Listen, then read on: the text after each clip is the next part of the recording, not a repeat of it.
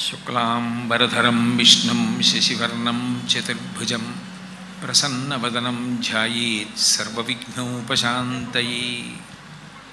గురుర్బ్రహ్మా గురుర్విష్ణుః గురుర్దేవో మహేశ్వరః. గురుః సాక్షాత్ పరం బ్రహ్మ తస్మై శ్రీగురవే నమః. వ్యాసాయ విష్ణురూపాయ వ్యాసరూపాయ విష్ణవే నమో వై బ్రహ్మనిధయే వాసిష్ఠాయ నమో నమః. కూజంతం రామ రామేతి మధురం మధురాక్షరం ఆరుహ్య కవితాశాఖాం వందే వాల్మీకికోకిలం. శృతిస్మృతిపురాణానాం ఆలయం కరుణాలయం నమామి భగవత్పాదశంకరం లోకశంకరం. వాగర్ధావివ సంపృక్తౌ వాగర్ధప్రతిపత్తయే జగతః పితరౌ వందే పార్వతీ పరమేశ్వరౌ. సూక్తిం సమగ్రయతున స్వయమేవ లక్ష్మీ శ్రీరంగరాజమహిషీ మధురైకటాక్షైః. వైదగ్ధ్యవర్ణగుణగుంభనగౌరవైర్యాం కండూలకర్ణకుహరాः కవయోధయంతి. హైమోర్ధ్వపుండ్రమజహన్మకుటం సునాసం మందస్మితం మకరకుండలచారుగండం బింబాధరం బహుళదీర్ఘకృపాకటాక్షం శ్రీవేంకటేశముఖమాత్మని సన్నిధత్తాం. విమలపటి కమలకుటి పుస్తకరుద్రాక్షశస్తహస్తపుటి కామాక్షి పక్ష్మలాక్షి కలిత విపంచి విభాసి వైరించి. మనోజవం మరుతతుల్యవేగం జితేంద్రియం బుద్ధిమతాం వరిష్టం వాతాత్మజం వనరయూథముఖ్యం శ్రీరామదూతం శిరసా నమామి. ఆపదామపహర్తారం దాతారం సర్వసంపదాం లోకాభిరామం శ్రీరామం భూయో భూయో నమామ్యహం. హరి ఓం. పరమేశ్వర స్వరూపైన సభకి నమస్కారం. మనకి సనాతన ధర్మంలో గృహస్థాశ్రమం అత్యంత ప్రధానమైనటువంటి ఆశ్రమం. అందున చతుర్నాం ఆశ్రమాణం హి గార్హస్థం శ్రేష్టమాశ్రమం అని రామాయణంలోనే ఒక చోట చెప్పబడింది. ఉన్నటువంటి 4 ఆశ్రమాల్లో బ్రహ్మచర్యము, గృహస్థాశ్రమము, వానప్రస్థము, సన్యాసము. 4టిలో గొప్పది ఏది అంటే గృహస్థాశ్రమమే. గృహస్థాశ్రమం లేనినాడు అసలు మిగిలిన ఆశ్రమాలకి అవకాశం లేదు. బ్రహ్మచారి గృహస్థు ఎక్కడికి ఉన్నాడో అక్కడికి వెళ్ళి భిక్షాటన చేసి తీసుకువెళ్ళి ఆ భిక్షగా స్వీకరించిన పదార్థాన్ని గురుపత్నికి ఇచ్చి ఉన్న విద్యార్థులు అక్కడ ఉన్న శిష్యులందరూ కూడా తిని వేదాధ్యయనం చేస్తారు. అందుకని బ్రహ్మచారి పోషింపబడాలి అంటే గృహస్థు ఉండాలి.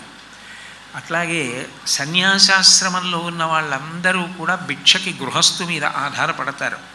గృహస్థు భిక్ష పెట్టకపోతే సన్యాసాశ్రమం మాత్రం ఎలా నిలబడుతుంది?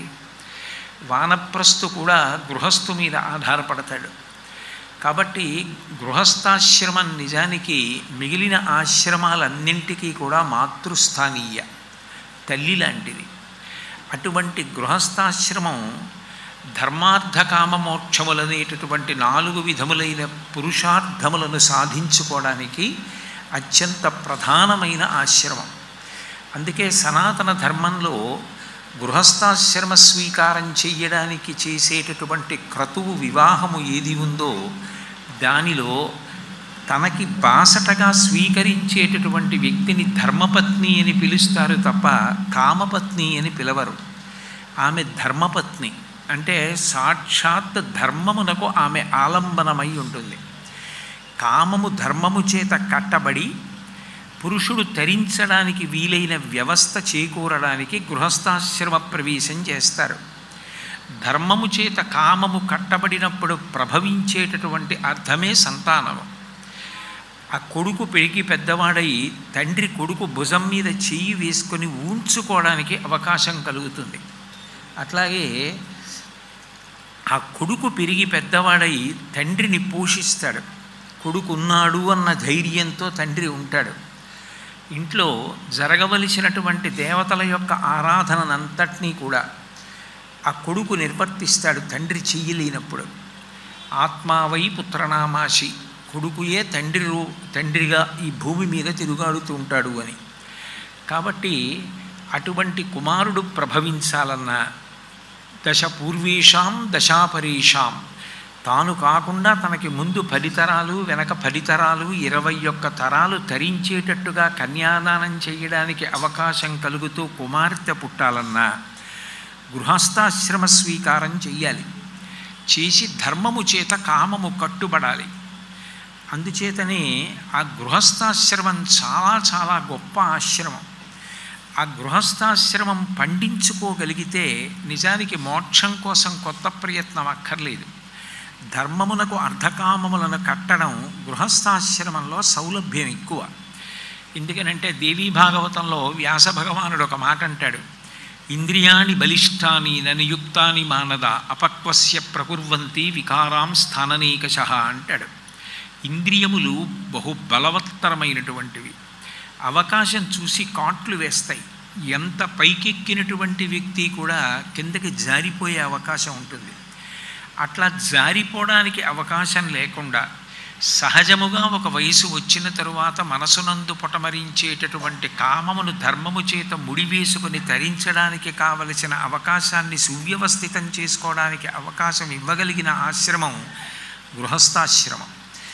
ఈ గృహస్థాశ్రమాన్ని పండించుకోగలిగితే అదే మోక్షమునకు కారణము. మోక్షము చతుర్విధ పురుషార్థములలో 4వదిగా చెప్పబడిన యథార్థమునకు మోక్షము కొత్తగా రావడానికి ఏ సాధన అక్కర్లేదు. ఇంకా ధర్మమునకు అర్థము కామము కట్టుబడితే మోక్షము తనంత తానుగా సిద్ధిస్తుంది. దీనికి నేను తరచుగా ఒక ఉదాహరణ అంటూ ఉంటాను. ఒక 8 అడుగుల కర్ర తీసుకొచ్చి అక్కడ పెట్టి మీరు 3 మాటలు మాత్రమే నరకాలి, 4 సమాన భాగములు రావాలి అన్నారనుకోండి, 2 అడుగుల దగ్గర మొదటి నాటు పెడితే 2 అడుగుల ముక్క వస్తుంది, 6 అడుగుల ముక్క మిగులుతుంది. ఇప్పుడు మళ్ళీ 2 అడుగుల దగ్గర నరికారనుకోండి, ఇంకొక 2 అడుగుల ముక్క వస్తుంది, 4 అడుగుల ముక్క మిగిలిపోతుంది. అక్కడ ఇంకొకసారి 2 అడుగుల దగ్గర నరికారనుకోండి, 2 అడుగుల ముక్కలు 2 వచ్చేస్తాయి. అంటే 3 మాటలు నరికితే 4 సమాన భాగములు వచ్చేసినట్లు ధర్మమునకు అర్ధకామములు కట్టుబడితే అదే మోక్షమునకు కారణమవుతుంది. ఈ ధర్మమునకు అర్ధకామములు కట్టడానికి కోటలో ఉండి పోరాటం చేయడం అంత తేలిక అవకాశాన్ని ఇవ్వగలిగినటువంటి ఆశ్రమం గృహస్థాశ్రమం. దీనికి ధార్మికమైనటువంటి భోగం అనుభవించడానికి గృహస్థాశ్రమంలో అభ్యంతరం లేదు. ఏదైనా అనుభవించేటప్పుడు పరిశీలించవలసిన విషయం ఒక్కటే, ఇది ధర్మచట్రంలో ఇముడుతుందా అని పరిశీలించి ఇది ధర్మచట్రంలో ఇముడుతుంది అన్న భోగాన్ని అనుభవించడం దోషం కాదు. గృహస్థాశ్రమం అంటే కేవలం ఒక స్త్రీ ఒక పురుషుడు ఒక చోట కలిసి జీవించడం కాదు. వాళ్ళు 2 వ్యక్తులైనప్పటికీ కూడా 2 మనసులు మాత్రము ఒక్కటైపోవాలి. అంత గొప్పగా ఒకటైపోవడానికి చేసేటటువంటి క్రతువుకే వివాహ క్రతువు అని పేరు. సీతారాములు దాంపత్యానికి ప్రతినిధులుగా నిలబడతారు. ఆదర్శ దాంపత్యం అంటే మనం చెప్పేది ఎవరు అంటే సీతారాములే. నరుడిగా వచ్చినటువంటి రాముడు సీతమ్మని స్వీకరించి ఆదర్శ దాంపత్యానికి ప్రతీకగా నిలచాడు. అందుకే కంచి కామకోటి పీఠాధిపత్యం వహించిన మహాపురుషులు ప్రాతస్మరణీయులు శ్రీ శ్రీ శ్రీ చంద్రశేఖరేంద్ర సరస్వతి మహాస్వామి వారు తరచుగా ఒక మాట చెప్తూ ఉండేవారు, శుభలేఖ వేస్తే సీతారాముల యొక్క మూర్తి లేకుండా వెయ్యవద్దు అంటూ ఉండేవారు. వాళ్ళ గురించి ఒక శ్లోకం లేకుండా పరిణయ శుభలేఖ వెయ్యవద్దు అంటూ ఉండేవారు. సీతారాములు ఆదర్శ దాంపత్యానికి ప్రతీకలు. వివాహం అయిన తర్వాత సీతారాముల యొక్క దాంపత్యం గొప్పతనం గురించి ఎన్నో చోట్ల ప్రస్తావింపబడింది. అందులో ఆ అశోక వృక్షం మించి కూర్చుని కింద సీతమ్మని దర్శనం చేసినటువంటి హనుమ సీతారాముల యొక్క అన్యోన్య దాంపత్యం గురించి ఒక శ్లోకంలో ఒక మాట అంటారు, తుల్యశీలా వయోవృత్తాం తుల్యాభిజనలక్షణాం రాఘవోర్హతి వైదేహీం తంచేయమసితే క్షణ అంటారు. దాంపత్యము సిద్ధించాలి అంటే 5 లక్షణములు ఉండాలి అని. తుల్యశీల, శీలము ఇద్దరిది సమానమైనదై ఉండాలి. శీలము అంటే స్వభావం, స్వభావం పుట్టుకతో వస్తుంది. కొంతమందిది సాత్వికమైనటువంటి ప్రవర్తన, కొంతమందిది రజోగుణంతో కూడుకున్న ప్రవర్తన, కొంతమందికి భోగముల యందు అనురక్తి ఉంటుంది, కొంతమందికి మంచి విషయముల యందు అనురక్తి ఉంటుంది. ఎవరికి దేని యందు అనురక్తి ఉన్నదో వాళ్ళకి అటువంటి వారితో కలిసి జీవించడం సౌలభ్యంగా ఉంటుంది. సీతారాముల ఇద్దరి యొక్క స్వభావం ఏది అంటే ఆర్తత్రాణపరాయణత్వం. ఎవరైనా కష్టంలో ఉంటే ఆదుకోవడం, అపారమైనటువంటి దయ కలిగి ఉండడం వాళ్ళిద్దరికీ ఉన్నటువంటి స్వభావం. అయినప్పుడు తుల్యశీల, ఇద్దరిది ఒకటే స్వభావం. అందుకే దాంపత్యం అంత బాగా చేకూరింది. పెద్దలు నిశ్చయించినారుగాన అని ఎందుకు శుభలేఖలో వ్రాస్తారంటే ఈ 5 పరిశీలించి వివాహం చేశారా అని. తుల్యశీల వయో, భర్త భార్యని నడిపించవలసినటువంటి వాడు ధర్మ మార్గంలో చేయి పట్టుకుని ప్రస్థానం చేయిస్తాడు. అందుకని ఆయన అనుభవజ్ఞుడై ఉండాలి. అనుభవము అంటే వయసు చేత అనుభవం వస్తుంది. అందుకని భార్య కన్నా భర్త వయసులో పెద్దవాడై ఉంటాడు. ముందు పుట్టినవాడు, అధ్యయనం చేసినవాడు.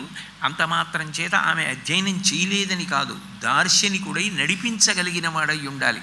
నడిపించగలిగినవాడు అన్న మాటని మీరు చాలా బాగా అర్థం చేసుకోవలసి ఉంటుంది. అన్నిటికన్నా భార్య యొక్క హృదయాన్ని బాగా అర్థం చేసుకోగలిగిన వాడై ఉండాలి. ఆమె ఎక్కడో పుట్టినటువంటి పిల్ల అన్నిటినీ విడిచిపెట్టింది. తన ఇంటి పేరు వదిలిపెట్టింది, తన వంశాన్ని విడిచిపెట్టింది, తల్లిదండ్రుల్ని విడిచిపెట్టింది, ఉన్న ఊరు విడిచిపెట్టింది. భర్త గారి యొక్క చిటికిన వేలు పట్టుకుని ఆయనతో పాటుగా కాపరానికి వచ్చేసింది. వచ్చేసిన పిల్లకి అన్నీ ఆయనే. ఆమెకి ఎప్పుడైనా ఆగ్రహం వచ్చిందనుకోండి, అక్కస కలిగిందనుకోండి, ఆమె ఎవరితో మాట్లాడుతుంది? భర్తతోనే మాట్లాడుతుంది ఆ మాట. కానీ అప్పుడు భర్త దాన్ని సహృదయంతో స్వీకరించాలి తప్ప ప్రతి విషయాన్ని పరుషంగా తీసుకోవడానికి వీల్లేదు. మీకు నేను రామాయణంలోనే ఒక ఉదాహరణ చెప్పాలి అంటే, రామచంద్రమూర్తి అరణ్యవాసానికి బయలుదేరుతున్నారు. సీతమ్మ వచ్చి ఎంతో ప్రాధేయపడింది, నేను కూడా మీతో పాటు అరణ్యవాసానికి వస్తానని. రాముడు అన్నాడు, నన్ను అరణ్యవాసం చేయమని మా నాన్నగారు చెప్పారు తప్ప నీ భార్యతో కలిసి అరణ్యవాసం చెయ్యి అని నన్ను ఆజ్ఞాపించలేదు. పైగా అరణ్యమునందు మృగములుంటాయి, రాక్షసులుంటారు, సర్పములుంటాయి, చాలా భయానకంగా ఉంటుంది వాతావరణం. అటువంటి చోట నువ్వు కూడా వచ్చి నాతో పాటు వనవాసం చేయడం అంత తేలికైన విషయం కాదు. అందుకని నువ్వు నాతో రావద్దు అని చెప్పాడు. చెప్తే కాదు కాదు వస్తాను, నాకు పితృవాక్య పరిపాలన ఉన్నది.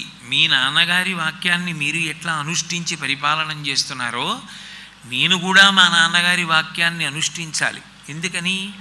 మా నాన్నగారు కన్యాదానం చేసేటప్పుడు మీతో ఒక మాట చెప్పారు, ఇయం సీత మమ సుత సహధర్మచరీతవ ప్రతీచ్ఛ చైనాం భద్రం తే పాణిం గృహ్ణీష్వపాణిన పతివ్రత మహాభాగా ఛాయేవానుగత సదా అన్నారు.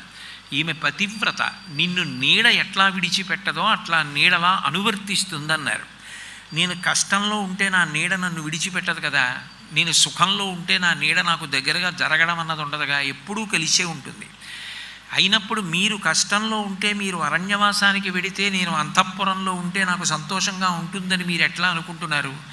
నా తంత్రి వాజ్యతే వీణ నా చక్రో వర్తతే రథ నాపతి సుఖమేదేత యస్యాదపి శతాత్మజ. నిజానికి వీణ తీగలు గోటి దెబ్బ తిని పెనగి పెనగి మధుర మధురంగా మ్రోగుతాయి. కానీ వీణ తీగలు పలుకుతున్నాయి అనరు, వీణ పలుకుతోందంటారు. నా తంత్రి వాజ్యతే వీణ, వీణ తీగలు లేకపోతే నిజానికి వీణకి గౌరవం లేదు, వీణ పలకలేదు. నా చక్రో వర్తతే రథ, రథచక్రాలు ఎత్తుపల్లాల్లో పడుతూ వెడతాయి, రాళ్ల మీద, గాజు పెంకుల మీద, ముళ్ళ మీద నలుగుడు పడుతూ వెడతాయి. రథచక్రాలు ప్రయాణం చేస్తున్నాయి అనరు, రథం విడుతోందంటారు. నాపతి సుఖమేదీత యస్యాదపి శతాత్మజ. అత్తవారింటికి ఎడుతున్నానంటాడు అల్లుడు. నిజానికి ఆమెకి అంత గౌరవం రావడానికి ఆయన అంత కష్టపడి అంత ధర్మ మార్గంలో ప్రయాణం చేసి ఆమెకి వైభవం తెచ్చాడు, ఇంటికి వైభవం తెచ్చాడు. అటువంటి భర్త భార్యకి ఏదిస్తాడో అది అపరిమితం. అది తల్లి కానీ, తండ్రి కానీ, తోడపుట్టిన వాళ్ళు కానీ భర్త ఇచ్చినంతగా ఇవ్వలేరు. ఇదే మాట అయోధ్యకాండ చివరలో అనసూయమ్మ సీతమ్మతో చెప్తుంది. ఎందుకు భర్త అపరిమితంగా ఇస్తాడు అంటే 2 కారణములు ఉంటాయి.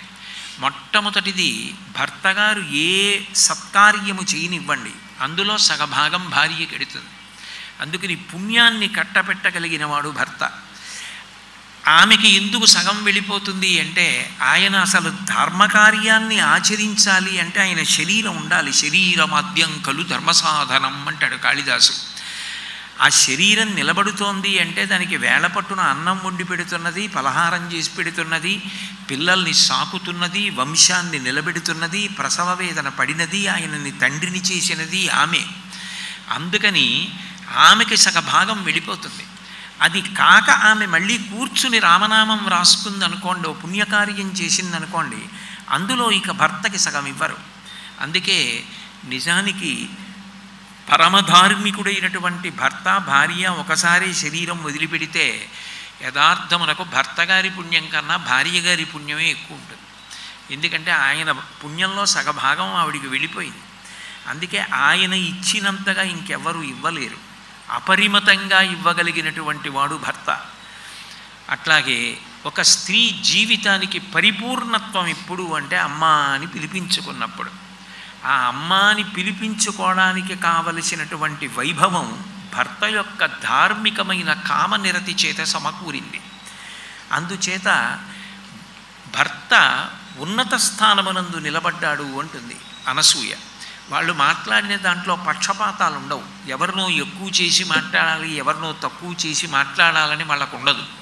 వాళ్ళు ఉన్న యథార్థాన్ని వాళ్ళు మాట్లాడుతుంటారు. ఎక్కడ భర్త గొప్పవాడో అక్కడ చెప్తారు, ఎక్కడ భార్య గొప్పదో అక్కడ భార్య గురించి చెప్తారు. అదే చెప్పినటువంటి రామాయణం ఇంకొక మాట కూడా చెప్తుంది.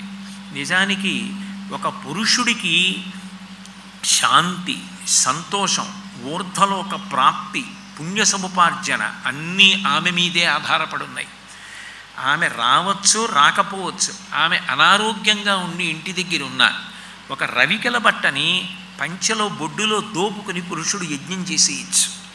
ఆమె లేకపోతే తన కడుపున పుట్టినటువంటి ఆడపిల్లని కన్యాదానం చేయడానికి కూడా అధికారం లేదు. వేరు దంపతులు కూర్చొని కన్యాదానం చేయాలి అంటే ఆమె ఆయన పుణ్యానికి కారణమైంది. ఎక్కడ ఎవరు గొప్పగా ఉంటారో దాని గురించి ధర్మశాస్త్రం మాట్లాడతారు తప్ప పక్షపాతాలతో మాట్లాడడం శాస్త్రాలకు ఉండదు. సరిగ్గా పరిశీలించి తెలుసుకుంటే ఓ నిష్పక్షపాతంగా మాట్లాడారు అని అర్థమవుతుంది. కాబట్టి నాపతి సుఖమే దేత యస్యాదపి శతాత్మజ. సీతమ్మంది 100 కొడుకులు పుట్టిన ఆ 100 కొడుకులు ఎంత ప్రేమైకమూర్తులంటే, అమ్మ నిద్ర లేచిన తర్వాత మంచం మించి కాలు కిందకి పెడుతున్నప్పుడు అమ్మ అరికాళ్ళు కందిపోతాయేమోనని 100 కొడుకులు వచ్చి అరిచేతులను చాపి చేతులలో పాదములు వేయించుకొని నడిపించగలిగినంత ప్రేమైకమూర్తులైనప్పటికీ కూడా ఆ 100 కొడుకుల వలన కలిగినటువంటి సంతోషము, సుఖము కన్నా భర్తగారు ఉన్నారన్నమాట, భర్త పక్కన భార్యగా నిలబడ్డంలో ఉన్న సంతోషం వేరు, ఆ స్వాతంత్ర్యం వేరు, ఆ పవిత్రత వేరు, ఆ ఔన్నత్యం వేరు. అందుకని మీతో నేను వస్తాను తప్ప అరణ్యానికి అయోధ్యలో ఉంటే సుఖపడతావు అంటే అట్లా ఉండడానికి నేను సిద్ధంగా లేను అంటుంది సీతమ్మ. ఇన్ని సీతమ్మ చెప్పినా కూడా రామచంద్రమూర్తి తీసుకెళ్ళడానికి అంగీకరించలేదు. అప్పుడు ఆమెకి మనసు చాలా బాధ కలిగింది. బాధ కలిగి ఆవిడ ఒక మాట అంది, కిం త్వామన్యత వైదేహ పితామే మిథిలాధిప రామజామాతరం ప్రాప్య స్త్రియం పురుష విగ్రహం అంది. నువ్వు నన్ను అరణ్యవాసానికి తీసుకెడితే అక్కడ మృగాలుంటాయి, సర్పాలుంటాయి, రాక్షసులుంటారు అని ఇన్ని మాటలు చెప్తున్నావు. నిజానికి నువ్వు అండగా ఉండగా నాకు ఏ ఆపద కలుగుతుంది అని నీతో కలిసి అరణ్యవాసానికి రావడానికి నేను సిద్ధపడ్డాను. కానీ నీవు మాత్రం అరణ్యవాసానికి నన్ను తీసుకెళ్ళడానికి బాధపడుతున్నావు. అమ్మా పిల్లని తీసుకుని చిన్న పిల్లలతో ఇక్కడ ఎదురుగుండా కూర్చుని ఎందుకు మీరు ఇబ్బంది పడతారు, నన్ను ఇబ్బంది పెడతారు, పక్కకెళ్ళండి. ఆ పిల్లలు ఏం కూర్చుంటారమ్మా, వాళ్ళకి ఏం అర్థం అవుతుంది, ఎందుకు ఇబ్బంది పెడతారు, లేచి పిల్లని తీసుకుని పక్కకెళ్ళండి మీరు.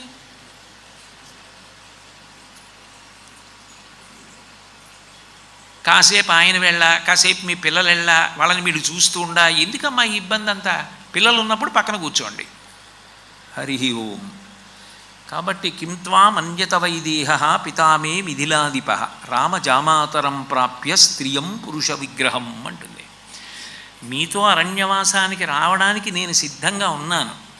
ఎందుకని అంటే మీరుండగా నన్ను సర్పాలు ఏం చేస్తాయి, మృగాలు ఏం చేస్తాయి, రాక్షసులు ఏం చేస్తారు, నాకు ఆ ధైర్యం ఉంది. కానీ మీరు నన్ను తీసుకుని వెళ్ళడానికి భయపడుతున్నారు, ఆ భయాన్ని దాస్తున్నారు. నాకనిపిస్తోంది మా నాన్నగారు జనక మహారాజు గారు మిమ్మల్ని చూసి పురుషుడు అనుకుని నన్నిచ్చి వివాహం చేసేశారు. కానీ నిజానికి మీరు పురుష రూపంలో ఉన్న స్త్రీ, అందుకే నన్ను తీసుకెళ్ళడానికి మీరు భయపడుతున్నారు అంది. కిం త్వామన్యత వైదేహ పితామే మిథిలాధిప రామజామాతరం ప్రాప్య స్త్రియం పురుష విగ్రహం అంది. అంత మాట అన్నప్పుడు మనకి రామాయణం చదువుతున్నప్పుడు రాముడి మీద ఉన్న భక్తికి మనం ఏమనిపిస్తుందంటే ఎంతైనా సీతమ్మ అంత మాట అనడం ఏమిటండి అనిపిస్తుంది. కానీ మీరు ఆలోచించండి, ఆ పరిస్థితుల్లో భర్తని విడిచిపెట్టి ఉండలేదు, భర్త గారితో కలిసి అరణ్యవాసానికి వెళ్ళిపోదామని కోరిక, ఆయన అనుమతించట్లేదు.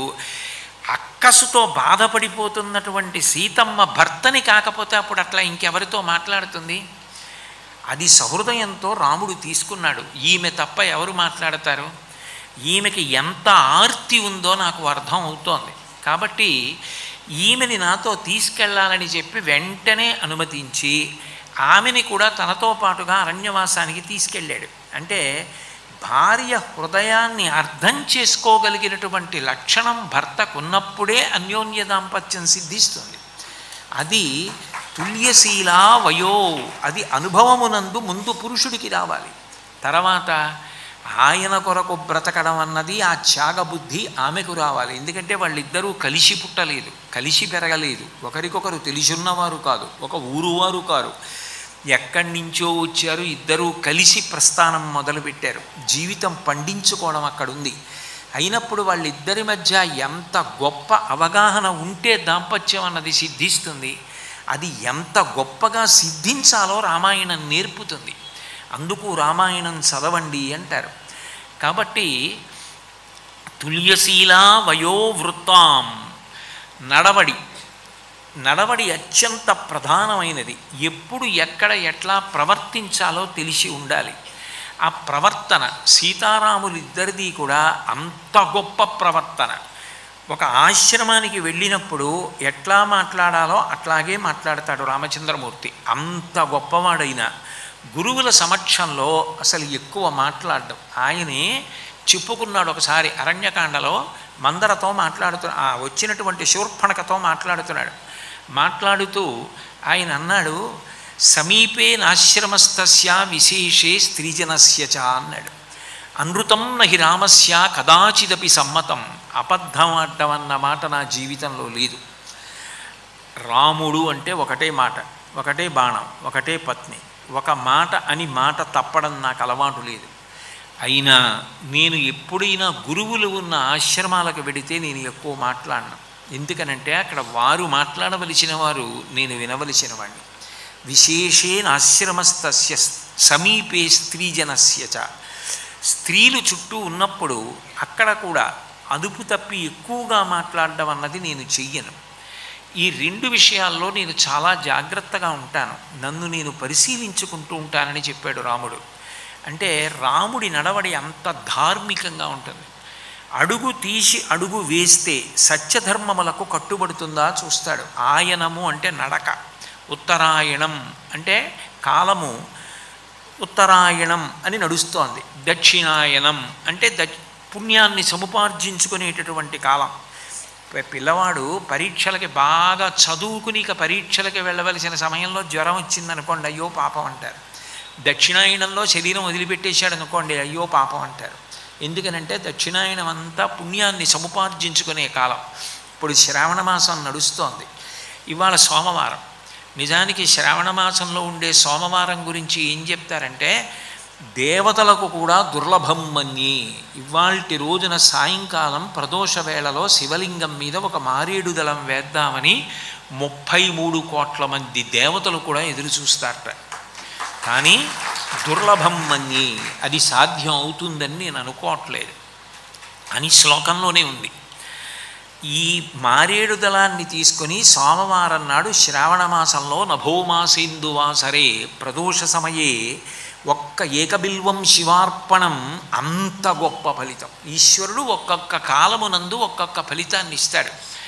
అటువంటి శ్రావణ సోమవార ప్రదోషం రామాయణ శ్రవణం కూడా అంతే గొప్పది.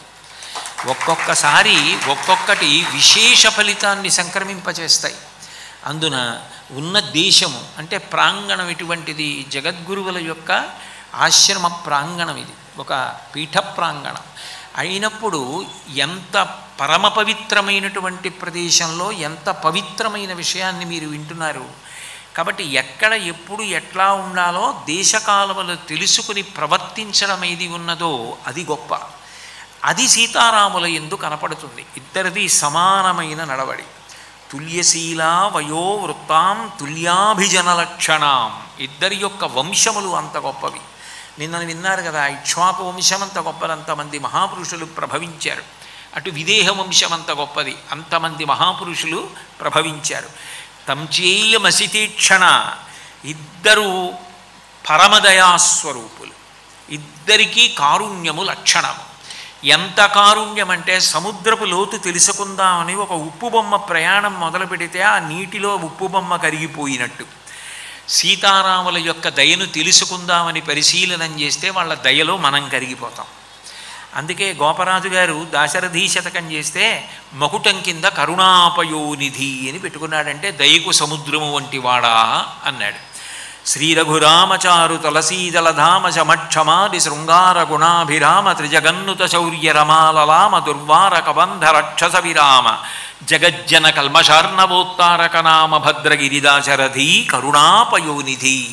కరుణకు సముద్రము వంటి వాడా అని పిలిచాడు. రామాయణంలోనే సుందరకాండలో ఆ త్రిజట అంటుంది, ప్రణిపాత ప్రసన్నాహి మైథిలీ జనకాత్మజ అవమేషా పరిత్రాతం రక్షస్సో మహతో భయాత్ అంటుంది. సీతమ్మ దగ్గరికి వెడితే అమ్మా అని పిలవడం కూడా పిలవక్కర్లేదట. ఒక్కసారి నేల మీద పడిపోతే చాలు, ఒక స్వర్ణ దండం పట్టుకున్నంతసేపు అహంకారం, అహంకారం అన్న పట్టు వదిలేయగానే కర్ర ఎలా పడిపోతుందో అలా అమ్మవారి ముందు పడిపోతే చాలట, ఇంకేం అనక్కర్లేదు, రక్షిస్తుంది. అందుకే పక్కన సీతమ్మ ఉండగా కాకాసురుడు అంత తప్పు చేసినా వచ్చి పడిపోతే కాపాడబడ్డాడు. రామచంద్రమూర్తి సీతమ్మతో పోలిస్తే కొంచెం ఒక మాట అనాలి. సకృదేవ ప్రపన్నాయ తమాస్మీత చయాచితే అభయం సర్వభూతేభ్యో దదామ్యేతద్వ్రతం మమ అన్నాడు యుద్ధకాండలో. రామా నేను నీవాడను అని ఎవరంటారో వాళ్ళందరినీ నేను కాపాడుతానన్నాడు. సీతమ్మ దగ్గరికి వెడితే ఆ మాట కూడా అనక్కర్లేదు. అందుకని తంచేయమసితీక్షణ. సీతమ్మ కంటి నలుపు ఎక్కువట, అంటే అసలు ఆ కంటికి ఎరుపు తెలియదు. అంత గొప్ప తల్లి, అంతటి కరుణ కలిగినది. దాంపత్యం అంత గొప్పగా సిద్ధించింది సీతారాములది అంటే దానికి కారణం వాళ్ళిద్దరికీ ఉన్నటువంటి 5 లక్షణములు. లోకంలో ఎక్కడ దాంపత్యంలోకి ప్రవేశపెట్టే ముందైనా ఈ 5 ఇద్దరి మధ్య ఉన్నాయా? వధువుకి వరుడికి 5 సరిపోతాయా? శీలము, వయస్సు, వృత్తము, అభిజనము, లక్షణము. లక్షణము అంటే బాహ్యంలో అందం, ఒకరికొకరు తగిన వారై ఉండాలి. తగునీ చక్రి విదర్భరాజతకున్ తథ్యంబు వైదర్భియుం తగునీ చక్రికి ఇంత మంచి తగునే దాంపత్యమీ ఇద్దరిన్ తగులం కట్టిన బ్రహ్మ నేర్పరి కదా దర్పాహ తారాతి మగడవుగావుత చక్రీ సుతతికిన్ మా పుణ్య మూలంబునన్ అంటారు రుక్మిణీ కళ్యాణంలో పోతన గారు. తగునీ చక్రి విదర్భరాజతకున్ తథ్యంబు వైదర్భియుం తగునీ చక్రికి. దాంపత్యం ఎలా ఉండాలి అంటే అబ్బా ఎంత అదృష్టవంతురాలండి ఆయనకి ఇల్లాలు అని అనకూడదు, ఎంత అదృష్టవంతుడండి ఆవిడికి భర్త అని అనకూడదు, ఎంత అదృష్టవంతులండి ఆయనకు తగిన ఇల్లాలు ఆమె, ఆమెకు తగిన భర్త ఆయన అనిపించుకోగలగాలి. శంకరాచార్యులు వారి శివానందలహరి చేస్తూ కళాభ్యాం చూడాలంకృత శశికళాభ్యాం నిజతపఫలాభ్యాం భక్తేషు ప్రకటిత బలాభ్యాం భవతు మే శివాభ్యాం అస్తోక త్రిభువన శివాభ్యాం హృది పునర్భవాభ్యాం ఆనంద స్ఫురదనుభవాభ్యాం నతిరియం అంటారు. నిజతపఫలాభ్యాం, ఒకరి తపస్సుకి ఒకరు ఫలమైన వారుట పార్వతీ పరమేశ్వరుడు. అందుకే వాగర్ధావివ సంపృక్తౌ వాగర్ధ ప్రతిపత్తయే జగత పితరౌ వందే పార్వతీ పరమేశ్వరౌ. శివానంద లహరిలోనే శంకర్లు అంటారు, నిత్యాయ త్రిగుణాత్మనే పురజితే కాత్యాయని శ్రేయసే సత్యాయాద్య కుటుంబిని మునిమన ప్రత్యక్ష చిన్మూర్తయే అంటారు. ఆది కుటుంబం, మొట్టమొదటి కుటుంబం వాళ్ళదే. గృహస్థాశ్రమం మొట్టమొదటిది ఎవరిది అంటే పార్వతీ పరమేశ్వరుది.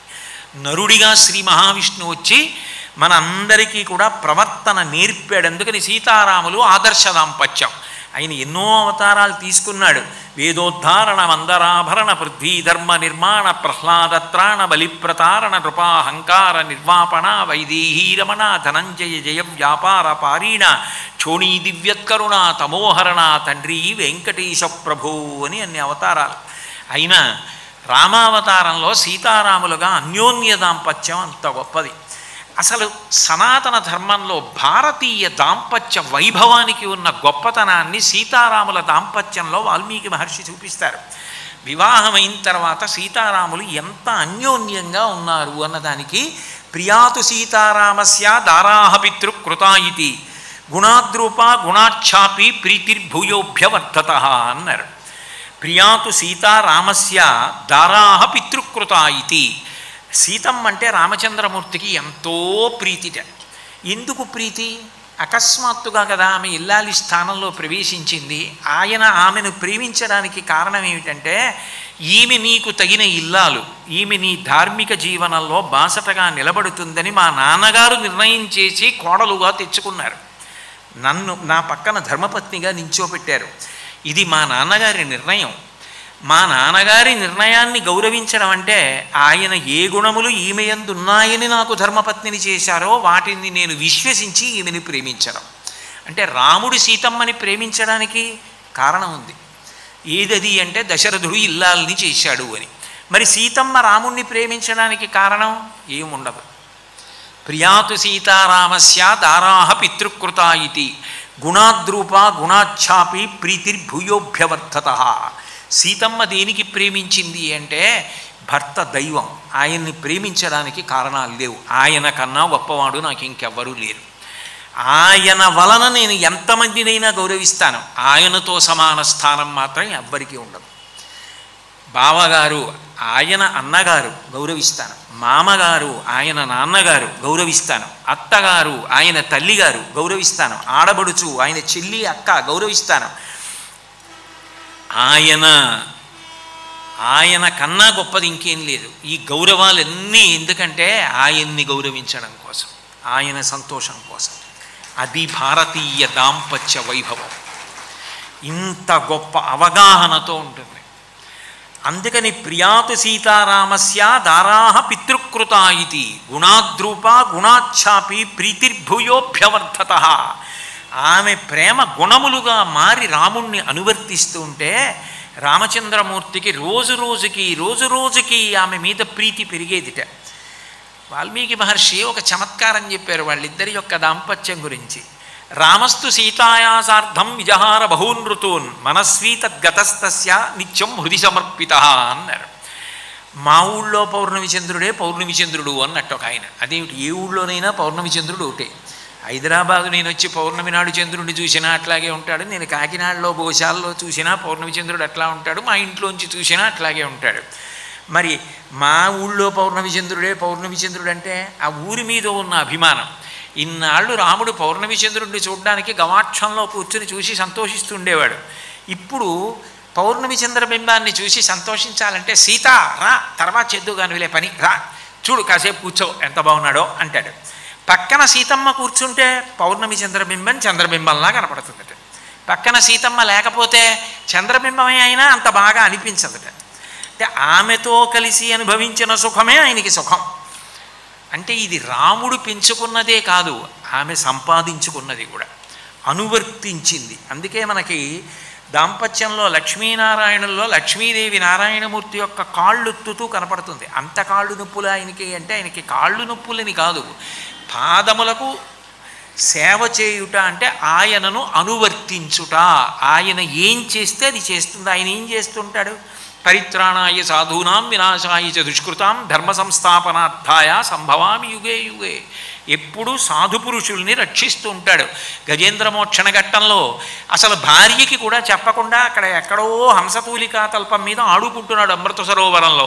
అలా వైకుంఠపురంబులో నగరిలో ఆమూల సౌధంబుదాపల మందారవనాంతరామృత సరప్రాతేందు కాంతోపలోత్పల పర్యంకరమా వినోది యగువాపన్న ప్రసన్నుండు విక్వల నాగేంద్రము పాహీ పాహీ ఎన కుయ్యాడించి సౌరంభి అయి సిరికింజప్పుడు శంఖచక్రయుగముం చేదో ఈ సంధింపడే పరివారంబును చీరడ భ్రగపతిన్ మన్నింపడ ఆకర్ణికాంతరథం మిల్లము చక్కనొత్తడు వివాద ప్రోద్ధిత శ్రీకుచోపరి చైలాంచలమైన వీడడు గజప్రాణావనోత్సాహి అయి ఆ పట్టుకున్న పవిట కొంగు కూడా విడిచిపెట్టకుండా అలాగే పట్టుకుని గజేంద్రుడిని రక్షించడానికి గబగబా వెళ్ళిపోతున్నాడు. ఎక్కడికి ఎడుతున్నాడో కూడా చెప్పలేదు. తన వెంటన్ సిరి లచ్చి వెంటన వరోధవ్రాతముం దాని వెనక పక్షీంద్రుడు ధను కౌబోదికి శంఖచక్ర నికాయంబును ధ్వజనీకాంతుడు తావొచ్చి రొయ్యన వైకుంఠపురంబునన్ కలుగువా రాబాల గోపాలమును. అందరూ ఆ వెనకాతలు వచ్చేస్తున్నారు. ఆయనంటే గబగబా వెళ్ళిపోతున్నాడు. నీ పవిట కొంగు పట్టుకుని వచ్చేసానా అన్నాడు ఆఖర్న.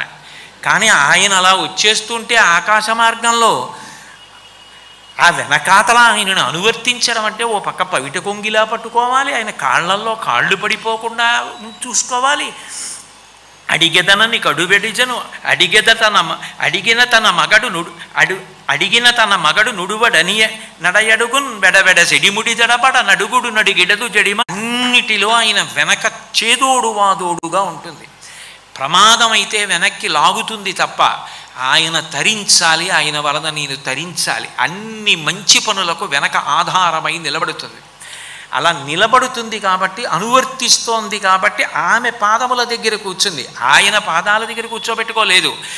నువ్వు నా వెంట అలా ఉంటావు కాబట్టి నిన్ను నా గుండెల్లో పెట్టుకుంటానన్నాడు. అందుకు కదూ ఈశానాం జగతోస్య వెంకటపతేర్విష్ణోః పరాం ప్రేయసీం తద్వక్షస్థలనిత్యవాసరసికాం తక్షాంతి సంవర్ధినీం పద్మాలంకృత పాణిపల్లవయుగాం పద్మాసనస్తాం శ్రియం వాత్సల్యాది గుణోజ్వలాం భగవతీం వందే జగన్మాతరం. ఆయన యొక్క వక్షస్థలంలో ఉంది అంటే ఆయన గుండెల్లో పెట్టుకున్నాడు. కారణం ఆయనని అనువర్తించింది. అది దాంపత్యం. లక్ష్మీనారాయణుల్లా బ్రతకండి అని లక్ష్మిలా బుట్టలో తీసుకొచ్చి తామర పువ్వులో నారాయణమూర్తికి ఇచ్చి వివాహం చేస్తున్నానని కాళ్ళు కడిగి కన్యాదానం చేస్తారంటే వాళ్ళల్లా కలిసి బిలిసి బ్రతకండి. రెండు మనసులు ఉండకూడదు, రెండు శరీరాలు ఉంటాయి. మనసులు ఒక్కటైపోవాలి దాంపత్యంలో. అది అవసరమని చెప్తుంది రామాయణం. అందుకని తుల్యశీలావయో వృత్తాం తుల్యాభిజన లక్షణాం రాఘవోర్హతి వైదేహీం తం చేయమసితేక్షణ రామస్తు సీతాయాసార్థం విజహార బహూనృతూన్ మనస్వీ తద్గతస్తస్య నిత్యం హృది సమర్పిత. రాముడి హృదయం సీతమ్మ దగ్గరికి వెళ్ళిపోయింది, సీతమ్మ హృదయం రాముడి దగ్గరికి వెళ్ళిపోయింది. అందుకని వాళ్ళు ఆనందించాలంటే ఇద్దరూ కలిసి కూర్చుని ఆనందిస్తారు. బాధపడితే ఇద్దరూ కలిసే బాధపడతారు. ఒకడు బాధపడుతూ ఉంటే ఒకడు సంతోషించడం, ఒకడు సంతోషిస్తే ఒకడు బాధపడడం, ఒకరి బాధకు వేరొకరు దిప్పి పుడుచుకోవడం ఇట్లాంటివి ఉండవు. కలిసి మెలిసి ప్రస్థానం చేస్తారు ఇద్దరు. ఆ ప్రస్థానం చెయ్యడంలో ఉంది దాంపత్యం యొక్క గొప్పతనం. ఒకరికొకరు ఆసరాగా నిలబడడంలో ఉంది ఆ గొప్పతనం. అంతేకాని కష్టంలో ఉన్నాడని విమర్శించడం ఉండదు. అనసూయమ్మ అడిగింది, ఏమమ్మా మీ ఆయన రాజ్యం వద్దని చెప్పి వాళ్ళ నాన్నగారిని రాత్రికి కైకమ్మ వరం అడిగిందని అరణ్యానికి వచ్చేసాడే, నీకు బాధగా అనిపించిందా అని అడిగింది.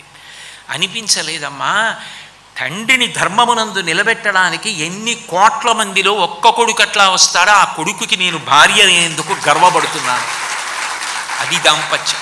అంతేగాని మా ఆయన చేతకానితనం మొదటి నుంచి అంతేనండి, వాళ్ళ అమ్మా నాన్న కూర్చి అని సీతమ్మ అనుంటే రామాయణానికి ప్రవచనం ఎందుకు, మీరు నేను కూర్చోవడం ఎందుకు, అదో సమయం వృధా తప్ప. ఆ హృదయాలు కలిసి ఉండడం గొప్పతనం. అందుకని నిత్యం హృతి సమర్పిత. అందులో ఇంకా గొప్ప విశేషం ఏమిటంటే తస్యాశ్చ భర్తాద్విగుణం హృదయే పరివర్తతే అంతర్జాతిమపి వ్యక్త ఆఖ్యాతి హృదయం హృదా. ఆ సీతారాముల దాంపత్యం ఎంత గొప్పగా వర్ధిల్లిందంటేట, కొంతకాలం అయిపోయిన తర్వాత ఆవిడ పూర్తిగా ఆయన మాట్లాడడానికి అవకాశం ఇచ్చేది కాదు, ఆయన ఆవిడికి పూర్తిగా మాట్లాడడానికి అవకాశం ఇవ్వక్కర్లేదు. అంటే వాళ్ళిద్దరి యొక్క హృదయాలు మాట్లాడుకునేవి మౌనంగా, నోటితో మాట్లాడుకోక్కర్లేదు. ఏమోయ్ అన్నాడు అనుకోండి, సాయంకాలం 5:30కి ఉత్తరీయం తలుపు మీద వేసి పంచె కట్టుకుని ఉత్తరీయం వెతుక్కుంటాడు. ఆయనకి అది బలహీనత. తలుపు మీద దేశాన్ని మరిచిపోతాడు ఎప్పుడు. ఆ ఉత్తరీయం తలుపు మీద ఉంటుంది చూసుకోండి అని లోపల నుంచి అంటుంది, నా ఉత్తరీయం ఏది అని ఆమెను అడగకముందే. అంటే ఆయన బలము తెలుసు, బలహీనత తెలుసు, ఆయన హృదయాన్ని గమనించి మిగిలింది పూర్తి చేసింది. ఇది లౌకికమైన ఉదాహరణ. రామాయణంలోంచే చెప్పాలి అంటే రామచంద్రమూర్తి పట్టాభిషేక సమయంలో సీతమ్మ అందరికీ అన్ని కానుకలు ఇచ్చేశాక మెళ్ళలోంచి ముత్యాలహారం తీసి పట్టుకుంది. అదేంటి అందరికీ ఇచ్చేసాం కదా, ఎవరికన్నా మర్చిపోయామా అని అడగలేదు రాముడు. ప్రదేహి సుభగీహారం యస్య తుష్టాసి భామిని పౌరుషం విక్రమో బుద్ధిర్యస్మిన్ నేతాని సంశయ అన్నాడు. నాకు అర్థమైంది సీత, నువ్వు ఎందుకు ముత్యాలహారం పట్టుకున్నావో. ఎవరి యందు పౌరుషము, ఎవరి యందు బుద్ధి, ఎవరి యందు దేశకాలములు తెలిసిన మహాపాండిత్యమున్నదో, ఎవరు మహానుభావుడో, ఎవరి వలన ఇవాళ మన ఇద్దరం ఇలా మళ్ళీ కలిసి సంతోషంగా ఉన్నామో ఆయనకి నువ్వు ప్రేమగా బహూకరించాలనుకుంటున్నావు ఇయ్యి అన్నాడు. ఎవరికి అనలేదు. తల్లికి అర్థమైంది ఇది హనుమకి ఇవ్వడానికి పట్టుకున్నాను, రామచంద్రమూర్తి అంగీకరించారని వెంటనే హనుమకి బహూకరించింది.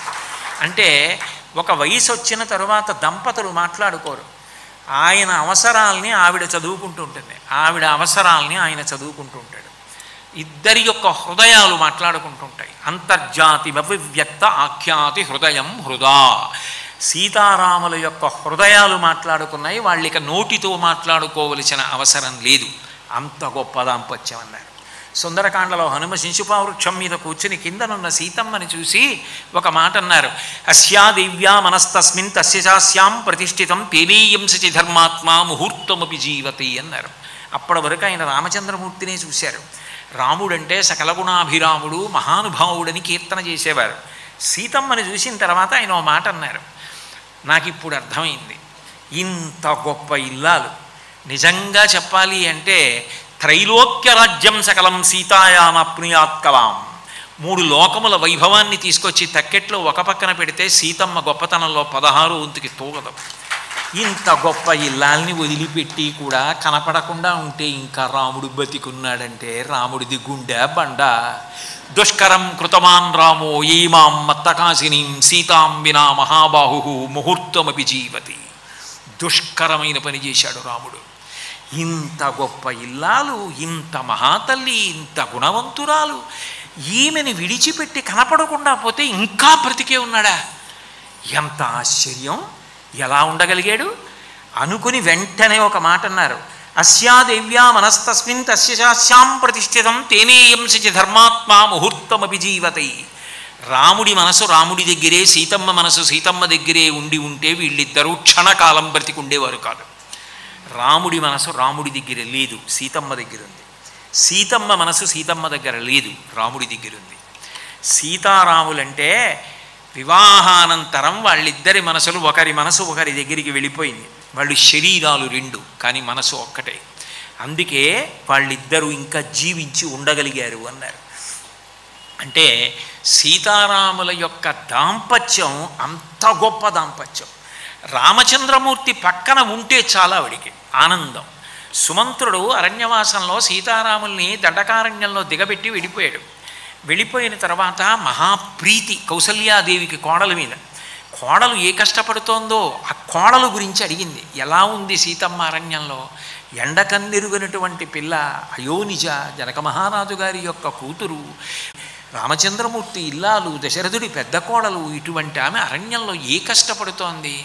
ఇన్ని కష్టాలు వచ్చినప్పుడు అయ్యో ఆ ఇంటి కోడలను అయ్యానని అనుకోలేదు కదా, అదే ఆవిడ బాధ. అడిగితే సుమంత్రుడు ఒక మాట అన్నాడు సీతమ్మ గురించి. బాలేన రమతే సీత బాలచంద్ర నిభానన రామ రామే యదీనాత్మ విజనేపి వనేసతి అన్నాడు అయోధ్యకాండ. అమ్మా కౌసల్య, ఏం చెప్పమంటావు? చిన్న పిల్లలు ఉద్యానవనానికి వెడతారు తల్లిదండ్రులతోటి. తల్లిదండ్రులు ఇద్దరు అక్కడ కూర్చుంటారు. కూర్చుని వాళ్ళు ఏదో మాట్లాడుకుంటూ ఉంటారు. పిల్లలు అలా ఆడుకుంటూ ఉంటారు. అట్లా ఆడుకుంటూ ఉంటే వాళ్ళకి ఏమిటి ధైర్యం? అమ్మ నాన్న అక్కడ ఉన్నారని మధ్య మధ్యలో వెనక్కి తిరిగి చూసుకుంటూ ఉంటారు. వెనక్కి తిరిగి చూసుకుంటూ అక్కడ ఎంతసేపు అమ్మా నాన్న కనపడుతున్నారో అంతసేపు సంతోషంగా ఆడేసుకుంటారు. అమ్మా నాన్న పిల్లలకి ఏదో మరవరాలు కొనుక్కొద్దామని ఆ పక్క కడితే కనపడకపోయేసరికి మొయ్యోమని ఏడుస్తారు. వాళ్ళకి సంతోషం అంతా ఏమిటంటే ఎదురుగుండా తల్లిదండ్రులు కనపడుతుంటే ఆడేసుకుంటూ ఉంటారు. అమ్మ సీతమ్మ గురించి ఏం చెప్పమంటావు? బాలేన రమతే సీత బాలచంద్ర నిభానన రామ రామే యదీనాత్మ విజనేపి వనేసతి. ఆ అరణ్యంలో ఎంత హాయిగా గడిపేస్తోందో, రాముడు నా పక్కన ఉన్నాడు కదా, నాకు ఇంకేం కావాలని ఒక చిన్న పిల్ల బాల ఎలా ఆడుకుంటుందో అలా ఆడుకుంటోంది సీతమ్మ. అంటే ఆమెకి నిజానికి సంతోషం ఎక్కడ అంటే భర్త గారితో ఉండడంలో అంతే తప్ప, ఆమెకి సుఖం భర్తతో ఉండడం, ఆమెకి దుఃఖం భర్తకి దూరంగా ఉండడం అంతే. భర్తకి దూరంగా ఉండడం అంటే భౌతికంగా అని కాదు, మానసికంగా. రాముని మనసులో నాకు స్థానము లేదు అన్న మాట ఆమె భరించలేదు. నిత్యానపాయని ఆయనని అనువర్తించి ఉంటుంది. వాళ్ళిద్దరి యొక్క దాంపత్యం, సీతారాముల దాంపత్యం అంత గొప్పది. సీతమ్మ గురించి రాముడు ఎంత కలవరించేవాడో సీతమ్మతో మాట్లాడుతూ హనుమయే ఒక చోట అంటారు, నిత్యం ధ్యానపరో రామో నిత్యం శోకపరాయణ నైవ దంశాన్న మశకాన్న కీటాన్న సరీసృపాన్ అంటారు. అమ్మ, రాముడు ఎప్పుడు నీ గురించే ఆలోచిస్తూ ఉంటాడు. గుహలో ఒక్కడూ కూర్చుని ఉంటే నీ గురించే ఆలోచన. నిత్యం ధ్యానపరారామో నిత్యం శోకపరాయణ, దుఃఖంతో ఉంటాడు నీ గురించి ఆలోచించి. నైవ దంశాన్న మశకాన్న కీటాన్న సరీసృపాన్, భయంకరమైనటువంటి దోమలు ఈగలు కరుస్తూ ఉంటాయి తెలియదు, తేళ్ళు జిర్రులు పాకుతుంటాయి తెలియదు, పావులు పాకుతాయి తెలియదు. నీ గురించిన ఆలోచనలో విస్మృతిని పొంది ఉంటాడు. ఆమెకు ఎంత ఊరట ఆ మాట. రాముడు నాయందే మనసు పెట్టుకొని ఉన్నాడన్న మాటకి సీతమ్మ ఆనందపడిపోయింది. అంత ప్రేమ రాముడిది, అంత ప్రేమ సీతమ్మది భర్తగారి మీద. దానికి మీకు సీతమ్మ గురించి నేను చెప్పడం కాదు, సుందరకాండ మిగిలిన కాండల్లో కల్లా గొప్పది అని అనడానికి కారణం ఎవరి గొప్పతనాన్ని వాళ్ళు నిరూపించుకున్నారు. హనుమ తోకకి అగ్నిహోత్రాన్ని ప్రజ్వలింపజేశాడు రావణాసురుడు. అది పరిగెత్తుకుంటూ వచ్చి సీతమ్మకి చెప్పారు. సీతమ్మ సీతమ్మ, ఎవరు నీతో కిచకిచలాడిన కోతి అని అడిగాం మేము. అడిగితే నువ్వేమన్నావు? యూయమేన అభిజానాతి యోయం ద్వాకరిష్యై అహిరేవ హ్యహేహ పాదాం విజానాపి న సంశయ అన్నావు. పాము కాళ్ళు పాముకి తెలియాలి, పాముకి కాళ్ళు ఉన్నాయో లేదో ఎలా పాకుతుందో ఎవరికి తెలుస్తుంది అన్నావు. మీరు రాక్షసులు, మీకు తెలియాలా వచ్చిన కోతి ఎవరో నాకేం తెలుసు అన్నావు. ఇప్పుడు ఆ కోతిని పట్టుకొని తోకకి బట్టలు చుట్టి నెయ్యి పోసి అగ్నిహోత్రం వెలిగించి లంకాపట్టణం అంతా తిప్పుతున్నారు. ఇప్పుడు నీకు సంతోషమేనా అని అడిగారు. వెంటనే సీతమ్మంది, యజ్జస్తి పతుశుశ్రూషాం యజ్జస్తి తరితంతప యది చాస్త్వేకపత్నీత్వం సీతోభవ హనుమత ఇది మాం వృత్త సంపన్నాం తత్సమాగమలాలసాం సభిజానాతి ధర్మాత్మా సీతోభవ హనుమత ఇది కించిదనుక్రోశస్తస్య మయ్యస్తి ధీమత యది వా భాగ్యశోషమే సీతోభవ హనుమత. ఆమె తన పాతివ్రత్యానికి తాను పరీక్ష పెట్టుకుంది. ఆమె అంది, యజ్జస్తి పతిశుశ్రూషాం, నాకు భర్తగారి శుశ్రూష కన్నా గొప్పది ఇంకొకటి లేదని ఎప్పుడూ మనసులో ఉన్నది నిజమైతే, యజ్జస్తి చరితం తప, నేను అట్లాగే ప్రవర్తించిన దానను ప్రవర్తిస్తున్న దాననైతే, సీతోభవ హనుమత, హనుమ యొక్క తోకకి పెట్టబడిన అగ్నిహోత్రము చల్లబడుగాక అంది. అగ్ని కాల్చాలి, విరుద్ధంగా ప్రవర్తించాలి, వెన్న పూసినట్లు ఉండాలంది.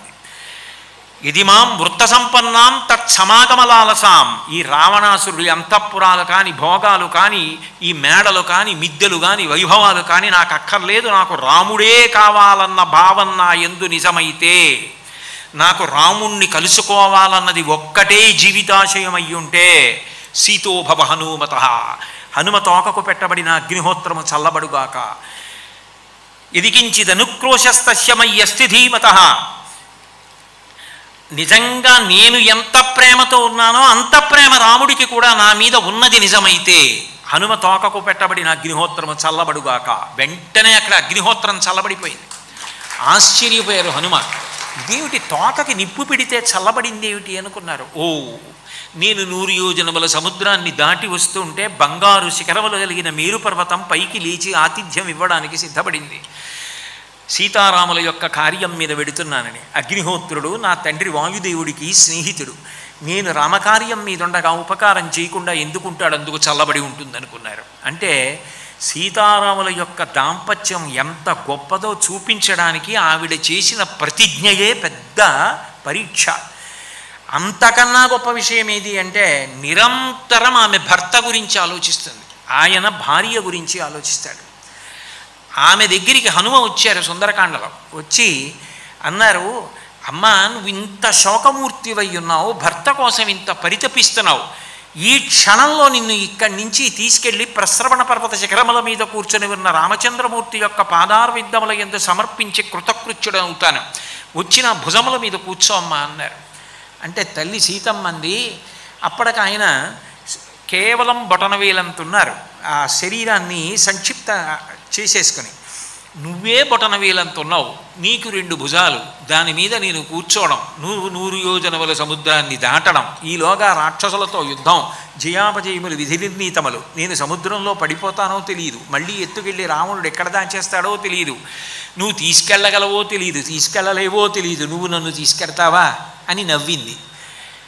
ఆయనకి చాలా బాధ కలిగింది. అమ్మా నేనంటే ఇంతే అనుకుంటున్నావా అని. మేరువందర సంకాశౌ భవౌ దీప్తానల ప్రవహ అగ్రత వ్యవతస్తేచ సీతాయా వనరోత్తమ. మేరువందర పర్వత శిఖరాలు ఎలా ఉంటాయో అలా పెరిగిపోయారు. ఒక్కసారి పెరిగిపోయి, అమ్మా చూసావా నా రూపం అంటే ఏమిటో, ఇప్పుడు వచ్చి కూర్చుంటే రావణాసురుడు నిన్ను తీసుకొచ్చినట్టుగా నేను కూడా దుర్బుద్ధితో తీసుకెడతానని అనుకోకమ్మా, హవ్యంహుతమివానవ అన్నారు. అగ్నిహోత్రంలో నమో నారాయణాయ స్వాహ అని హవిష్యిస్తే ఆ హవ్యవాహనుడైన అగ్నిహోత్రుడు హవిస్సుని ఎంత పవిత్రంగా తీసుకెళ్ళి దేవతలకు ఇస్తాడో అంత పవిత్రంగా తీసుకెళ్ళి ప్రస్రవణ పర్వత శిఖరముల మీద కూర్చున్న రామచంద్రమూర్తికి సమర్పిస్తాను, వచ్చి కూర్చో అమ్మా అన్నారు. ఆవిడంది, భర్తుభక్తిం పురస్కృత్య రామదన్యస్య వానర నస్పృశామి శరీరంతు పుంసో వనర పుంగవ. ఒకనాడు నేను ఇక్కడికి వచ్చాను అంటే నా ప్రమేయం లేదు. ఆనాడు బలవంతంగా రావణాసురుడు అపహరించి తీసుకొచ్చాడు. నన్ను నేను రక్షించుకుంటే రామచంద్రమూర్తి గౌరవం పోతుంది. ఆయన రాక్షస వధ చేసి నన్ను రక్షించాలన్న సహృదయంతో, పతివ్రతాధర్మంతో నన్ను నేను కాపాడుకోకుండా రామనామస్మరణ చేస్తూ వచ్చాను, స్పృహలో లేనప్పుడు. ఇప్పుడు స్పృహలో ఉండి కూడా నువ్వు నాకు ఎంత పుత్రసదృశుడివైనా నీ భుజం మీద కూర్చుని రాను.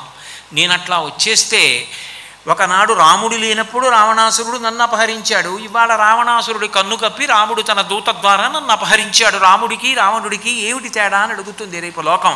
కాదు, రాముడే రావాలి, వచ్చి తన యొక్క పరాక్రమం ఏమిటో చూపించాలి. 10 తలలు తరిగేయాలి రావణాసురుడికి, తరిగేసి నన్ను రాముడు తీసుకెళ్ళాలి. అప్పుడు రాముడి కీర్తి నిలబడడం కోసం ఇంకా కష్టపడతాను తప్ప నేను రానంది.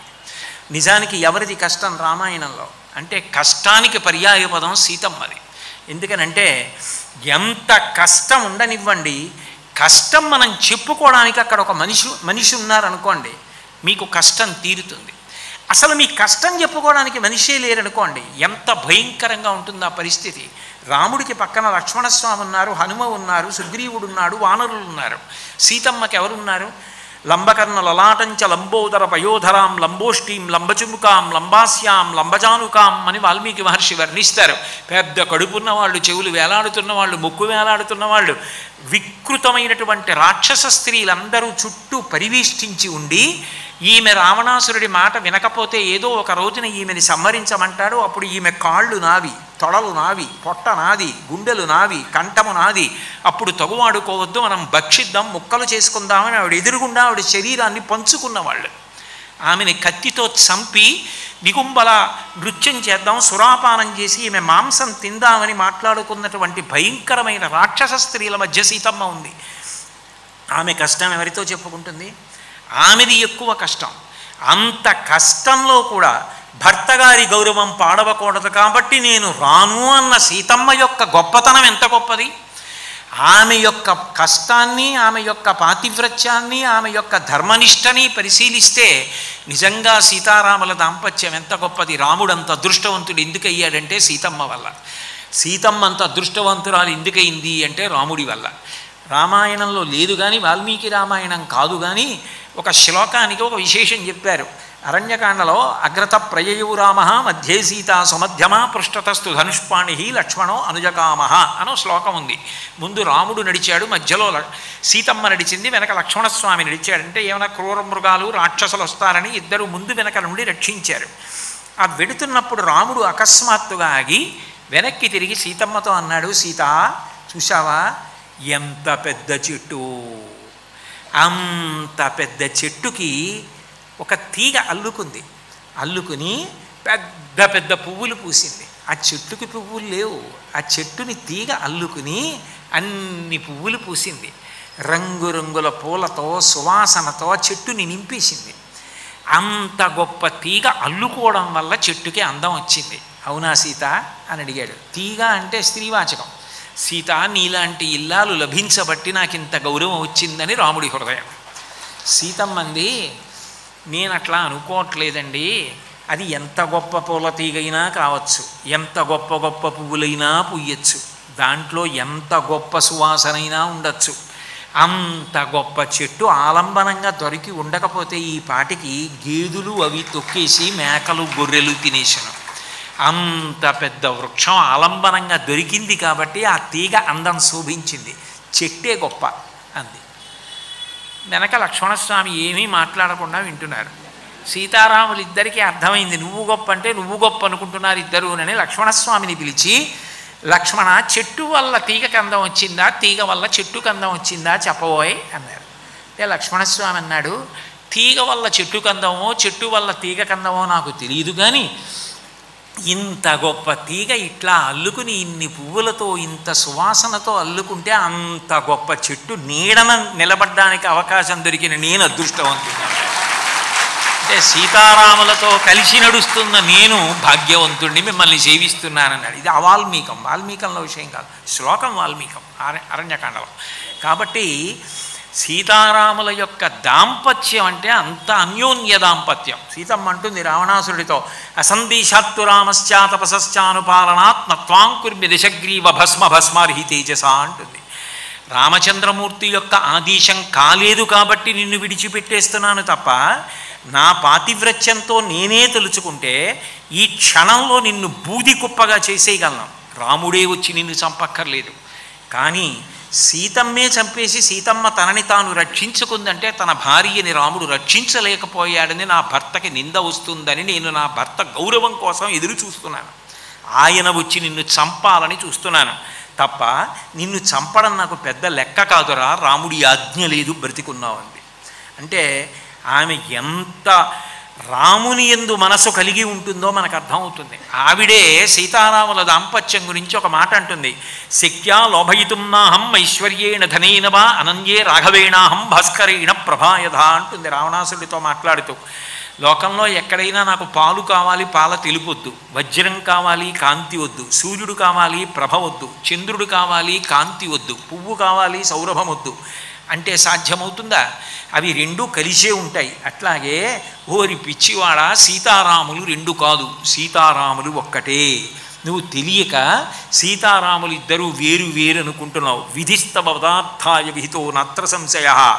నీ మరణం కోసం మహాపతివ్రతనైన నన్ను అపహరించి తెచ్చావు తప్ప నిజానికి నువ్వు నన్నెక్కడ అపహరించి తేగలవురా అని చెప్పింది తల్లి సుందరకాండలో. అంటే సీతారాములు ఇద్దరూ కూడా ఎంత అన్యోన్య దాంపత్యమో, ఇద్దరి మనసులు ఒకటై ఎట్లా ఉంటాయో చెప్పడానికి ఇంకా అంతకన్నా తార్కాణం ఏముంటుంది? అంత గొప్ప దాంపత్యం. ఒకరి మనసు ఒకరి దగ్గర ఉంటుంది. ఇద్దరు విడివడి ఉండేటటువంటి స్వభావం కాదు. చాలామంది ఒక మాట అంటారు, సీతమ్మని అగ్ని ప్రవేశం చేయించాడు కదండి, సీతమ్మని అరణ్యాల్లో దిగబెట్టాడు కదండి అని. సీతమ్మని అగ్ని ప్రవేశం చేయించాడంటే మీరు రామాయణ హృదయాన్ని పట్టుకోగలిగితే రెండు కారణాలు కనపడతాయి. మొదటిది, ఇవాళ ఆమె లంకాపట్టణంలో ఉండి అయోధ్యానగరానికి తిరిగి వస్తుంది. రేపు ధర్మపత్ని, ఆయన ఏకపత్ని వ్రతుడు, ఆమె వలననే ఆయన వంశం నిలబడాలి. నరుడిగా వచ్చాడు, ఆమె గర్భధారణ చేస్తుంది. లోకం ఒక్కలా ఉండదు. అక్కరలేని మాటలే లోకానికి కావాలి. ఎవరో ఎక్కడో ఏదో అంటారు సీతమ్మని, అది అంచెలంచెలుగా అంతఃపురంలోకి వస్తుంది. ఎవరో చాటు మాటు మాట్లాడుకుంటూ ఉంటారు, అది సీతమ్మ చెవిన పడుతుంది. ఒక గర్భిణి మనసులో ఇటువంటి మాటలు పడితే ఆమె కుమిలిపోతే, ఆమె బాధపడితే తేజోవంతమైన సంతానం కలగదు. తేజోవంతమైన సంతానం కలిగితే తప్ప రాజ్యమునకు రక్షణ ఉండదు. ఉత్తరాధికారి భవిష్యత్ సామ్రాట్ రావాలి, ఆమె కడుపు నుండి రావాలి. ఆమె లోకాపవాదము పొందకుండా తాను రక్షించుకోవాలి. అందుకని అగ్నిప్రవేశం చేయించాడు ఆయన. అంత దూరదృష్టితో చేయించాడు. అయినా కూడా లోకం అపవాదు వేయకుండా ఊరుకుందా? తెలిసి తెలియని ప్రతి రచయిత, కాగితం కలం పట్టుకున్న ప్రతివాడు, రామాయణ హృదయం తెలియని ప్రతివాడు ఇది వ్రాసేవాడే. రాముడు సీతమ్మని అగ్నిప్రవేశం చేయించాడని. రాముడు సీతమ్మని అగ్నిప్రవేశం చేయించడంలో ఆయన ఔదార్యం ఏమిటో సీతమ్మకి తెలుసు. అయినా అపనింద వస్తే గర్భిణీ స్త్రీ, ఆమె అంతఃపురంలో ఉండి అందరూ బుగ్గలు నొక్కుకుంటుంటే ఎంత బాధపడుతుందో, నాతో కూడా పంచుకోలేక కుమిలిపోతే ఆమె ఏమైపోతుందని, ఆమెకు ఇష్టం ప్రశాంత వాతావరణం ఉంటుందని ఆశ్రమంలో దిగబెట్టమని లక్ష్మణస్వామిని పంపించాడు. సీతమ్మకి తెలుసు రామహృదయం, అందుకు చెప్పింది ఉత్తరకాండలో, నఖల్వద్యైవ సౌమిత్రే జీవితం జాహ్నవీ జలే. నేను తలుచుకుంటే లక్ష్మణ ఇప్పుడే గంగానదిలో ప్రవేశించి శరీరాన్ని వదిలిపెట్టేయగలను, కానీ నేను వదిలిపెట్టను. ఎందుకో తెలుసా? రాముడి యొక్క మనసు నాకు తెలుసు. రామునికి నా యందు ఏ విధమైనటువంటి శంక లేదు.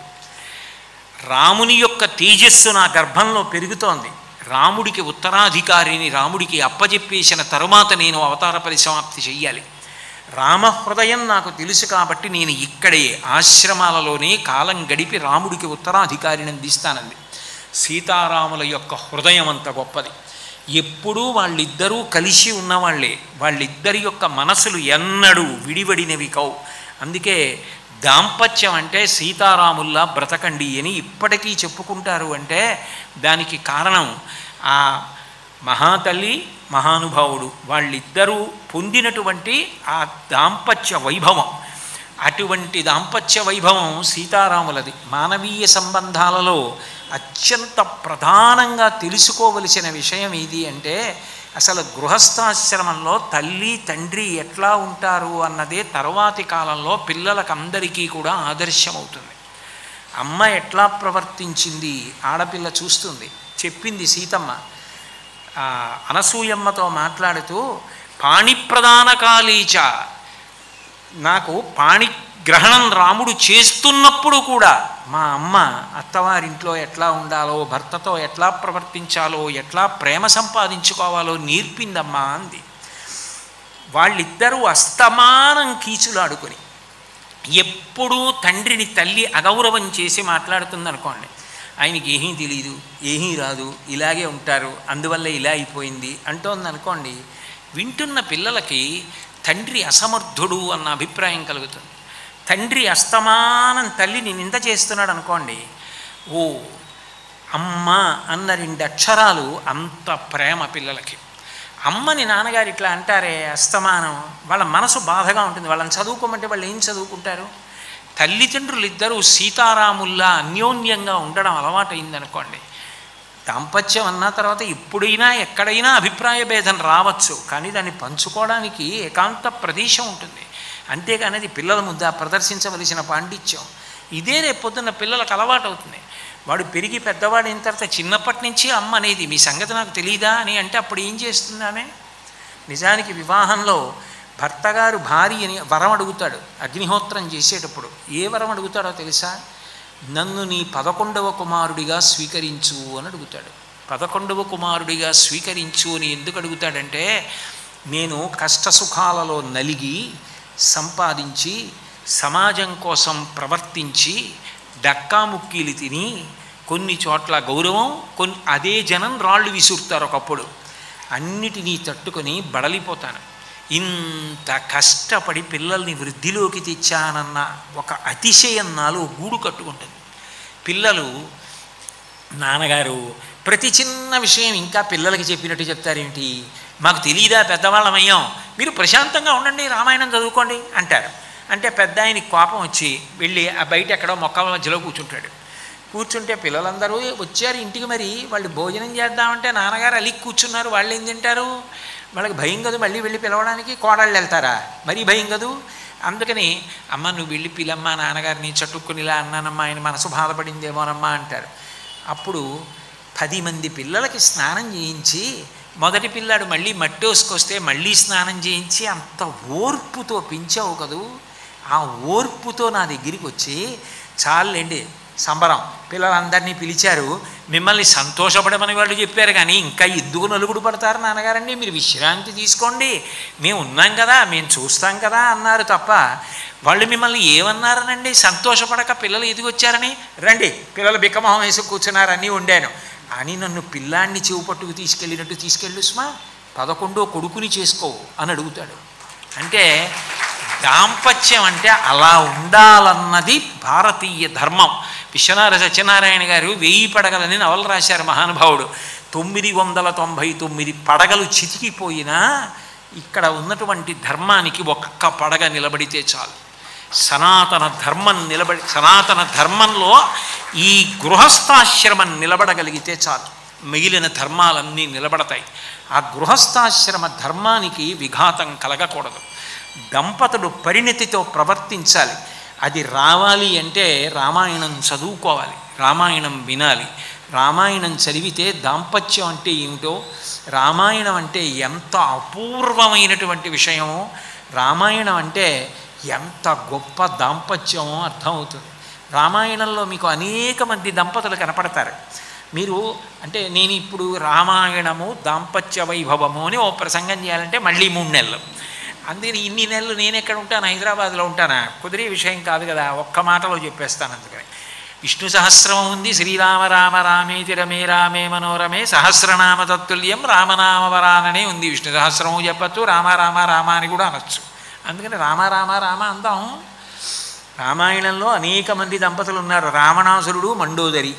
మండోదరి పాపం ఎప్పుడూ రావణాసురుడికి మంచి మాటలు చెప్తుంది. ఎప్పుడు విన్నాడు అసలు? ఎప్పుడు వింటూ నువ్వు చెప్పొచ్చేదానివి నేను వినేవాడిని అంటాడు. తార, వాలి. వాలి తార చెప్పినవన్నీ వింటాడు, చాలా శ్రద్ధగా వింటాడు, చక్కగా వింటాడు. అలా చెప్తుందని వెళ్ళిపోతాడు. అదో దాంపత్యం. దశరథుడు, కౌసల్య, సుమిత్ర, కైకేయి. తనకున్న శాపం కాదు, కౌసల్య వల్ల సంతానం కలగలేదు, సుమిత్ర వలన సంతానం కలగలేదు, కైకమ్మ వలన సంతానం కలగలేదు. 350 మంది భార్యలు దశరథ మహారాజు గారి దాంపత్యం. అంటే నేను తక్కువ చేస్తున్నానని మీరు అనుకోవద్దు. గౌతముడు, అహల్య అదొక విశేషం. అహల్య దోషం చేసినా ఉద్ధరించుకున్నవాడే తప్ప విడాకులన్న మాట ఎత్తని దాంపత్యం సనాతన ధర్మం. అహల్య, గౌతముడు. అనేక దాంపత్యాలు కనపడతాయి. ఈ దాంపత్యాలన్నిటిలో చిన్నవాళ్ళు సీతారాములు. సీతారాముల దాంపత్య వైభవం ముందు మిగిలిన దాంపత్యాలన్నీ వెలవెలబోవలసింది. అంటే వయసు చేత కాదు దాంపత్యం గొప్పతనం, ఎట్లా తెలుసుకుని ప్రవర్తిస్తారన్న దాని వలన దాంపత్యం యొక్క వైభవం నిలబడుతుంది. అది సీతారాముల యొక్క దాంపత్యాన్ని పరిశీలనం చేస్తే తెలుస్తుంది.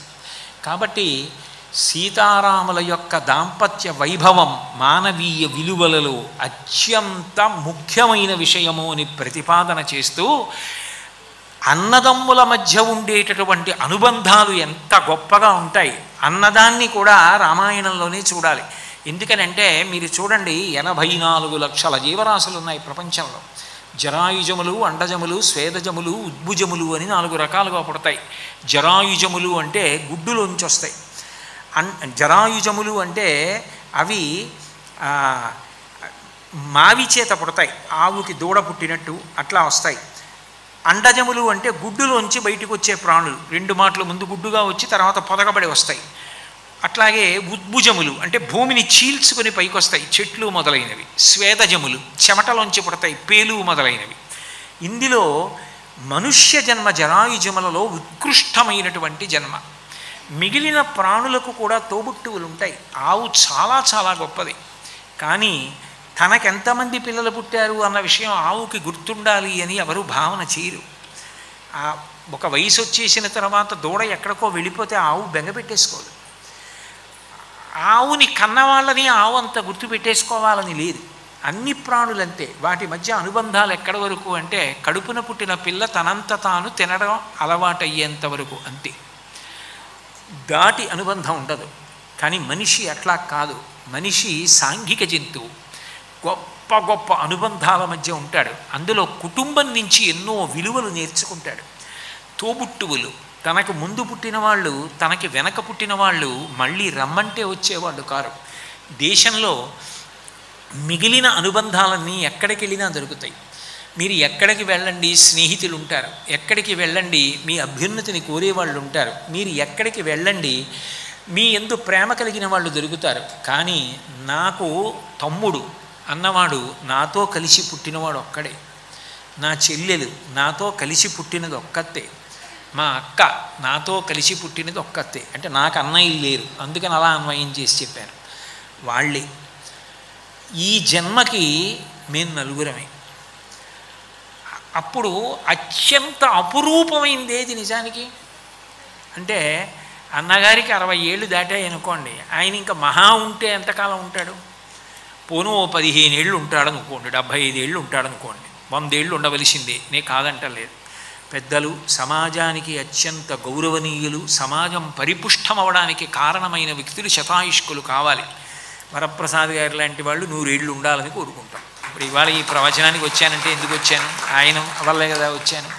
కాబట్టి ఎవరు సంస్కారవంతులో, ఎవరు సమాజ హితానికి ప్రవర్తిస్తుంటారో వాళ్ళు 100 ఏళ్ళు బ్రతకవలసిందే. ఉదాహరణకి 75 అనుకోండి, అన్నగారు ఇంకుండేది 15 ఏళ్ళు. అందులో వృద్ధాప్యం వచ్చిన తర్వాత ఎక్కువ నిద్రపోతారు కాబట్టి 7.5 సంవత్సరాలు తెలివిగా ఉంటాడు. 7.5 సంవత్సరాల్లో ఆయన స్నానం, ఆయన పానం, ఆయన భోజనం, ఆయన పలహారం, ఆయన పూజ, ఆయన విషయాలు ఇవి సగం పోతాయి. అంటే ఇంకా 3.5 సంవత్సరాలు. ఆ 3.5 సంవత్సరాల్లో ఆయన పిల్లలు ఆ ఇంట్లలో ఉండడాలు, వాళ్ళ వ్యవహారాలు, వాళ్ళతో చూసుకోవడం ఇది పోతుంది. పోతే మిగిలేది 1.5 సంవత్సరం.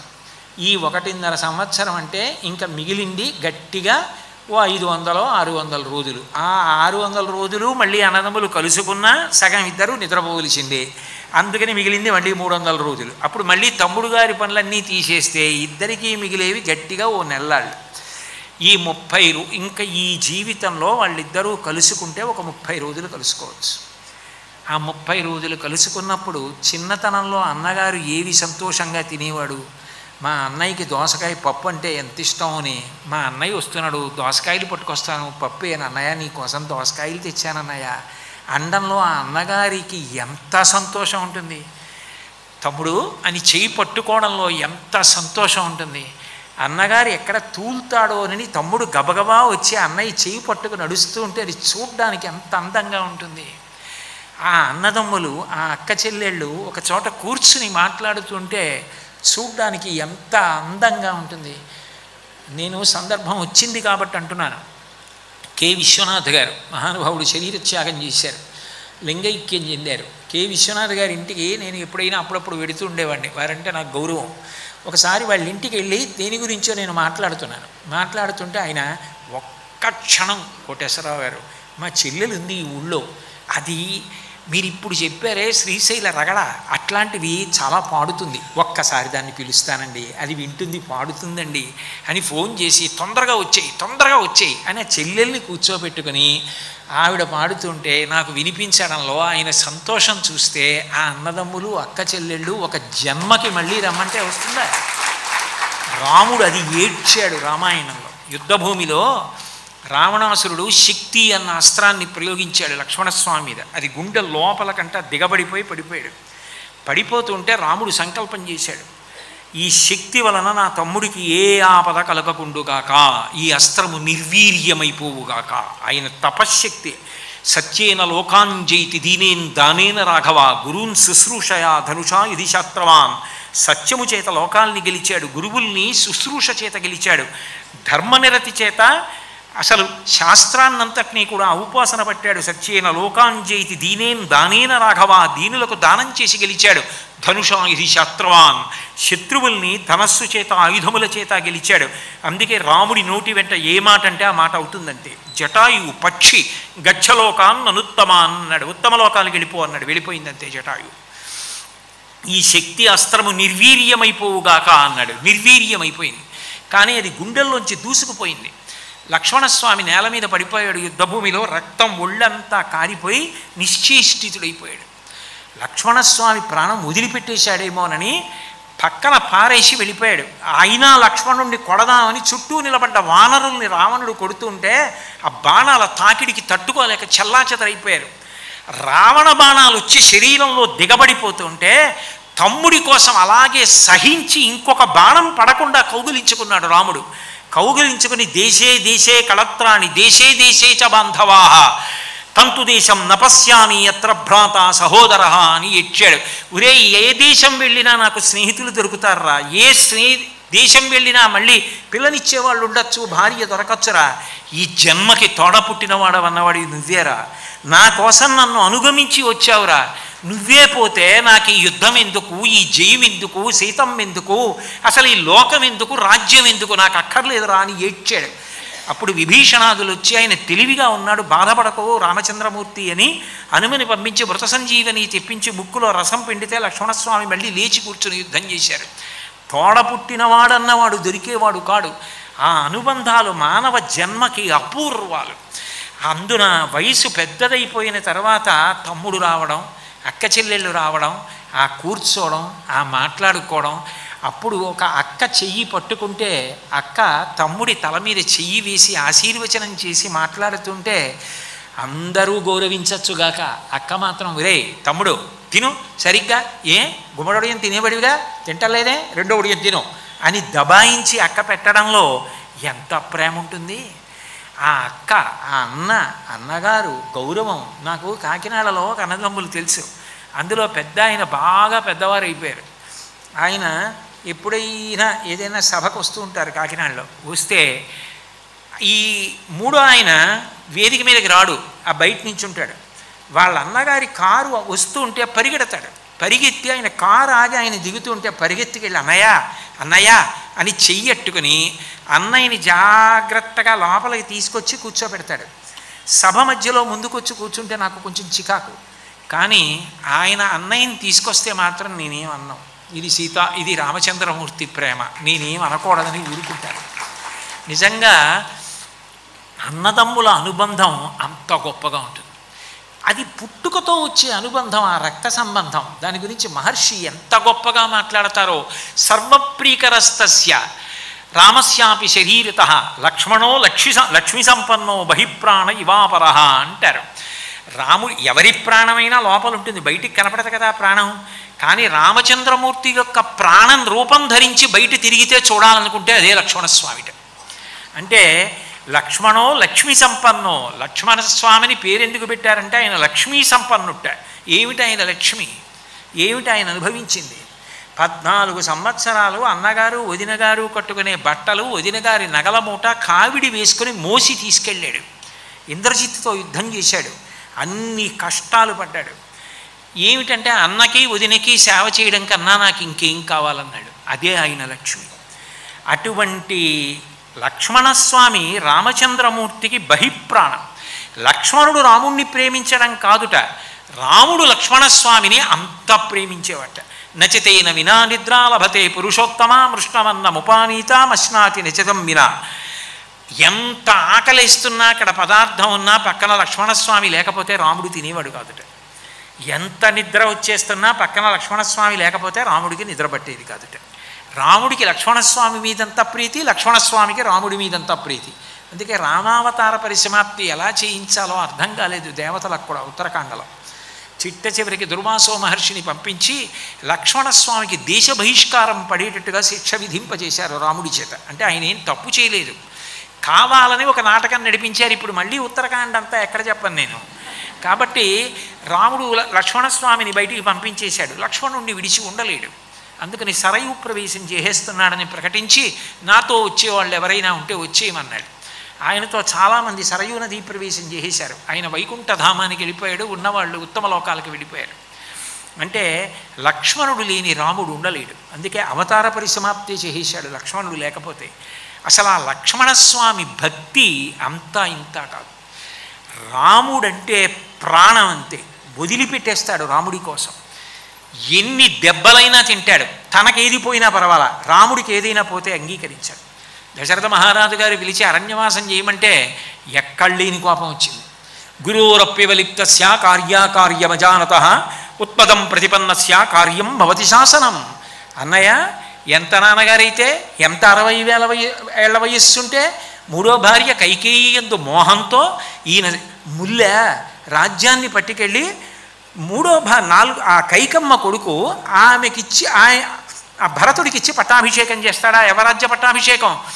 పెద్దవాడివి, సుగుణాభిరాముడివి, ఏ దోషం లేనివాడివి, నీకు చెందాలి.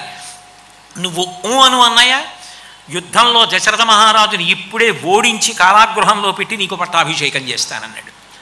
అంటే రాముడు అన్నాడు, ఎంత మాట అన్నావురా, అసంకల్పితమైవేహ యతకస్మాత్ ప్రవర్తతే నివర్త్యారంభమారబ్ధం అను దైవస్య కర్మతత్. అంటే నిన్న పిలిచి ఉరే పట్టాభిషేకం చేసుకోరా అంటే నాన్నగారా, ఇవాళ పిలిచి అరణ్యవాసం చేయరా అంటే నాన్నగారు కాదా? అంటే మనకి ఉపకారం చేస్తే నాన్నగారు, మనకి ఇంకొక మాట ఏదైనా కష్టం కలిగేది చెప్తే నాన్నగారు కాదురా నీకొకటి చెప్పనా, ఇప్పటికీ నాన్నగారికి నాకు రాజ్యం ఇవ్వాలనుంది. ఇవ్వలేని సంకట స్థితిలోకి నాన్నగారు వెళ్ళిపోయారు అంటే భగవంతుడి నిర్ణయం వేరుగా ఉంది. నన్ను అరణ్యవాసానికి పంపించాలనుకుంటున్నాడు, లేకపోతే అవతార ప్రయోజనం రావణ సంహారం ఎలా జరుగుతుంది? అందుకని ఈశ్వర ప్రమేయం ఉంది. నాన్నగారు ఎదురుగుండా కనపడుతున్నారు, ఈశ్వరుడు కనపడడు, వెనక నుండి నడిపిస్తూ ఉంటాడు. ఈశ్వర నిర్ణయం ఏదుందో దాన్ని ఔదలదాల్చడమే. తండ్రిని నింద చేస్తే పాపం వస్తుంది, తండ్రిని నింద చేయడం ఏమిట్రా, నింద చేయడానికి వీల్లేదని ప్రదక్షిణం చేసి వెళ్ళిపోయాడు. లక్ష్మణుడి భక్తికి అవధి ఉండదు. అసలు ఎంత అవధి ఉండదంటే, అయోధ్యకాండలో సీతారామ లక్ష్మణులు ఒక పెద్ద చెట్టు కింద కూర్చుని ఉన్నారు. అకస్మాత్తుగా ధూళి పైకి రేగి రథచక్రాలు, జంతువుల అరుపులు వినపడ్డాయి. ఏదో శత్రు సైన్యం వస్తున్నట్లుంది. పైకి చెట్టు పైకి ఎక్కి చూడరా లక్ష్మణ అన్నాడు రామచంద్రమూర్తి. లక్ష్మణస్వామి చెట్టు పైకి ఎక్కి చూశారు. అక్కడి నుంచి పెద్ద పెద్ద అరుపులు అరిచారు. అన్నయ్య అన్నయ్య, ఉదిన్ని తీసుకెళ్ళి గుహలో దాచేసాయి, లోపల ఉన్నటువంటి మన ధనస్సు, బాణాలు, అక్షయ బాణతూణీరాలు, ఆయుధాలు అన్నీ పట్టుకురా. అదిగో ఎదురుగుండా ఏనుగులు కనపడుతున్నాయి, గుర్రాలు కనపడుతున్నాయి, వాహనాలు కనపడుతున్నాయి, శత్రు సైన్యం కనపడుతోంది. అదిగో ఎదురుగుండా కోవిదార వృక్షం పతాకం కనపడుతోందంటే భరతుడు ససైన్యంతో వస్తున్నాడు. అరణ్యంలో ఉన్న శత్రుశేషం మిగల్చకూడదని నిన్ను అనుగమించిన నన్ను వదినని మట్టు పెట్టి రాజ్యం సువ్యవస్థితం చేసుకోవాలనుకుంటున్నాడు. దుర్మార్గుణ్ణి ఇక్కడి నుంచే చంపేస్తానన్నాయా, నీ జోలిదాకా రానివ్వను, పట్టుకురా ఆయుధాలు అన్నాడు. ఆ ప్రేమ పరవశం అటువంటిది లక్ష్మణుడిది. అంటే రాముడు స్థాయిగా హాయిగా ప్రశాంతంగా కూర్చొని అన్నాడు, ధర్మమర్థంచ కామంచ పృథివీంచాపి లక్ష్మణ ఇచ్చాపి భవతామర్థే ఏతత్ ప్రతిశృణోమితే అన్నాడు. ఒరే లక్ష్మణ, ధర్మము కానీ అర్థము కానీ కామము కానీ నా తమ్ముళ్ళు పొందనిది నాకు అక్కర్లేదు. నా తమ్ముళ్ళు అనుభవించినదే నేను అనుభవిస్తాను. వాళ్ళని చంపిన నెత్తుటి కూడు నీ పుచ్చుకోను. నువ్వేమన్నావు, భరతుడు మనని చంపడానికి వస్తున్నాడన్నావు కదా, భరత హృదయం నాకు తెలుసు. నన్ను బ్రతిమాలి అయోధ్యకి తీసుకెళ్ళడానికి వస్తున్నాడు, చెట్టు దిగి కిందకి రా అన్నాడు. లక్ష్మణుడు గొప్పతనం ఎక్కడ ఉంటుందంటే అంత కోప్పడతాడు. అన్నయ్య ఏమైనా అనేటప్పటికీ చేతులు కట్టుకుని అలా వచ్చి నించుంటాడు. ఎంత భక్తో నిజంగా. కిష్కింధకాండలో ఒక అద్భుతమైనటువంటి ఘట్టం కనబడుతుంది. సీతమ్మని రావణాసురుడు అపహరించినప్పుడు పైనుంచి నగల మూట కింద పారేసింది. కొన్ని నగలు పడేసినప్పుడు ఆ నగల మూట సుగ్రీవుడికి దొరికింది. స్నేహం కుదిరిన తరువాత రామలక్ష్మణులకి చూపించాడు. చూపిస్తే అందులో కొన్ని ఆభరణాలు గుర్తుపెట్టిన తరువాత ఇవి సీతమ్మవే అని గుర్తుపట్టి సీతమ్మ జ్ఞాపకానికి వచ్చి రామచంద్రమూర్తి కందుల వెంట బాష్పధార పడుతుంటే వాటిని స్పష్టంగా చూడలేకపోయాడు. చూడలేక లక్ష్మణస్వామిని పిలిచి, ఒరే ఈ ఆభరణాలు మీ వదినవేనా చూడరా అన్నాడు. అంటే ఆయన నాహం జానామి కేయూరే నాహం జానామి కుండలే నూపురత్యభిజానామి నిత్యం పాదాభివందనాత్ అన్నాడు. అన్నయ్య, నాహం జానామి కేయూరే, ఇవి వదిన కేయూరములు భుజములకు పెట్టుకునేవి నేను ఎప్పుడూ చూడలేదు. నాహం జానామి కుండలే, ఇవి చెవులకు పెట్టుకునేవి నేను ఎప్పుడూ చూడలేదు. నూపురత్యభిజానామి నిత్యం పాదాభివందనాత్ అన్నయ్య, ఇవి వదిన పాదములకు పెట్టుకునేటటువంటి పాద నూపురములు, ఇవి నాకు తెలుసన్నయ్య, రోజు వదిన పాదములకు నమస్కారం చేసినప్పుడు చూశానండి. అంటే చూడకుండా ఉండడం అన్నది కాదు, అక్కడ చూసిన ఆయన మనసులోకి ప్రవేశించలేదు. అంటే ఆయన వదిన పాదములు ఆయనకు అంత జ్ఞాపకం. అంటే లక్ష్మణస్వామి ఎంత భక్తి తత్పరుడో అర్థమవుతుంది. సీతారాములిద్దరూ అరటి పట్టలు తీసుకొచ్చి కొట్టి గడ్డి వేసి పడుకోమన్నాడు గుహుడు. సీతారాములిద్దరూ పడుకుంటే రామచంద్రమూర్తి యొక్క చేతి మీద సీతమ్మ తలపెట్టి పడుకుంది. రాముడే పడుకుని ఉండగా నాకు నిద్ర పట్టలేదు అంటే దోషం, ఆయన పడుకున్నప్పుడు నేను పడుకోవాలని ఆవిడికి నిద్ర పట్టేసింది. గుహుడు ఆయన సైన్యం చుట్టూ పరివేష్టించి ఉండగా అంత గొప్ప తల్లి నిద్రపోయింది. నిద్రపోతే గుహుడు అన్నాడు లక్ష్మణస్వామితో, లక్ష్మణ, నీకు కూడా 4 అరటి పట్టలు తీసుకొచ్చి కొట్టి అక్కడ పడేస్తానయ్యా, నువ్వు పడుకో అన్నాడు. కథం దాశరథౌ భూమౌ శయనే సహసీతయా శక్త్యా లోభయితున్నాహం శక్త్యా లుబ్ధామయా జీవితం వా సుఖానివా. ఎలా కథం, ఎలా పడుకోమంటావు? ధర్మాత్ముడు 60,000 సంవత్సరాల పాటు సంతానం లేకపోతే సంతానం కలగకుండా ఉండడానికి అడ్డొచ్చినటువంటి ప్రతిబంధకాన్ని తొలగించుకోవడానికి అశ్వమేధ యాగం చేసి ప్రతిబంధకం తొలగిపోయిన తరువాత పుత్ర సంతానం కలగడం కోసమని చెప్పి మళ్ళీ అధర్వశిరసి అనబడేటటువంటి వేదములోని మంత్రములను ఋష్యశృంగుడు కలిపి హోమం చేస్తే పుత్రకామేష్టి చేసినప్పుడు ఆ అగ్నిహోత్రంలోంచి వచ్చినటువంటి దేవతాస్వరూపం ఇచ్చినటువంటి పాయసం చేత కలిగినటువంటి దేవతాస్వరూపుడు పరమధర్మమూర్తి సకల శాస్త్రపారంగతుడు అంత గొప్పవాడైనటువంటి రామచంద్రమూర్తి మా వదిన అయోనిజ ఎండకన్నెరుగని తల్లి సీతమ్మతో కలిసి గడ్డి అరటి పట్టల మీద పడుకునుంటే చూసి నాకు నిద్రపడుతుందా పడుకోనా? ఎట్లా పడుకోనాయా అని అడిగాడు. కథం దాశరథౌ భూమౌ శయనే సహసీతయా శక్త్యా నిద్రామయా లుబ్ధం జీవితం వా సుఖాన్ని వా, నాకు నిద్ర పడుతుందా, ఎలా పడుకోమంటావయా అని అడిగాడంటే అంత భక్తి తత్పరుడు మహానుభావుడు. మొట్టమొదటి రోజు రాత్రి సీతమ్మ పడుకుంది, రామలక్ష్మణులు తెలివిగా ఉన్నారు, క్రూర మృగాల అరుపులు వినపడుతున్నాయి. ఏదో తొందరపడి వచ్చేశాడు అనుకున్నాడు, లేకపోతే లక్ష్మణస్వామి భక్తి లోకానికి తెలియాలనుకున్నాడు. రామచంద్రమూర్తి పిలిచి అన్నాడు, నువ్వు తొందరపడి నాతో వచ్చావు, రేపు పొద్దున్న కైకమ్మకి ఎట్లాగైనా కౌసల్యాదేవిని సుమిత్రని ఇబ్బంది పెట్టాలనిపించి దశరథుడు తన చేతిలో ఉంటాడు కాబట్టి ఇబ్బంది పెడితే భరతుడు యువరాజు అయిపోతాడు కాబట్టి రాజ్యం ఆయన చేతిలోకి వెళ్ళిపోతే మీ అమ్మ మా అమ్మ బాధపడరా, అందుకని నువ్వు వెనక్కి వెళ్ళిపోయి కౌసల్యాదేవిని సుమిత్రని జాగ్రత్తగా కాపాడు, నేను 14 ఏళ్ళు అరణ్యవాసం చేసి వెనక్కి వస్తానన్నాడు. లక్ష్మణస్వామి అన్నాడు, నచ సీత త్వయాహీనా నచాహమపి రాఘవ ముహూర్తమపి జీవావో జలన్మచ్చా వివాధృతౌ. అన్నయ్య, సీతమ్మ నిన్ను విడిచిపెట్టి ఉండగలదా? ఉండదు. ఆ విషయం నీకు తెలుసు, అందుకే వదిన్ని పంపించచ్చుగా, వదిన అత్తగారిని చూసుకుంటుందిగా, చిన్నత్తగారు సుమిత్రను చూసుకుంటుందిగా, భరతుణ్ణి నిగ్రహిస్తుందిగా వదిన గారు, మరి వదిన్ని ఎందుకు పంపించావు అంటే వదిన నిన్ను విడిచిపెట్టి ఉండలేదు, నన్నెందుకు వెళ్ళమన్నావు, నేను నిన్ను విడిచిపెట్టి ఉండగలనని అనుకుంటున్నావు. అన్నయ్య ఉంటాను, ఎంతకాలం ఉంటానో తెలుసా? జలన్మచ్చా వివాధృతౌ. బాగా లోతుగా ఉన్నటువంటి సరోవరంలో ఆడుకుంటున్నటువంటి ఒక చేపని ఒక వ్యక్తి ఒడ్డున వచ్చి నిలబడి వంగి జాగ్రత్తగా చెయ్యి పెట్టి పట్టుకుని పైకి తీసి ఒడ్డున పారేస్తే ఒంటికి తడి ఉన్నంతసేపు ఎగిరిగిరి కొట్టుకుంటూ ఒంటికి తడి ఆరిపోయిన తరువాత ప్రాణములు విడిచిపెట్టేసినట్టు నేను వెనక్కి తిరిగి వెళ్ళిపోతుండగా వెనక్కి తిరిగి చూసినప్పుడు ఎంతసేపు నువ్వు కనపడతావో అంతసేపు మాత్రమే నేను ప్రాణములతో ఉంటాను తప్ప నిన్ను వదిలి ఉండలేనన్నయ్యా అని చెప్తున్నాడు. అంతటి భక్తి తత్పరుడు. చిన్నప్పుడు మా పిల్లలు ఒక పాట పాడుతుండేవారు, మచిలీ జల్కారాణి ఉస్కా జీవన్ పాని హాత్ లగావో డర్జాయేగి బాహర్ లగావో మర్జాయేగి, అదేనా పాడేవారు మీరు? నీళ్లలో చాప ఉంటుంది, చేయి పెడితే భయపడుతుంది, బయటికి తీస్తే పారేస్తే చచ్చిపోతుంది అని చెప్పి ఒక పాట పాడుతుండేవారు. అలా లక్ష్మణస్వామి ఎంతసేపు రాముడు కనపడతాడో అంతసేపు మాత్రమే నేను జీవించి ఉంటానని చెప్పుకున్నాడంటే లక్ష్మణస్వామికి రామచంద్రమూర్తి మీద ఎంత భక్తి కలిగినవాడు, ఎంత ప్రేమ కలిగినవాడు, అసలు ఆ అన్నదమ్ముల అనుబంధం ఏమిటో అర్థమవుతుంది. చిట్ట చివర అంతా అయిపోయిన తర్వాత యవరాజ్య పట్టాభిషేకం జరుగుతుంటే నిజానికి ఎవరికి చెయ్యాలి? భరతుడికి చెయ్యాలి, రాముడి తర్వాత పెద్దవాడు కాబట్టి.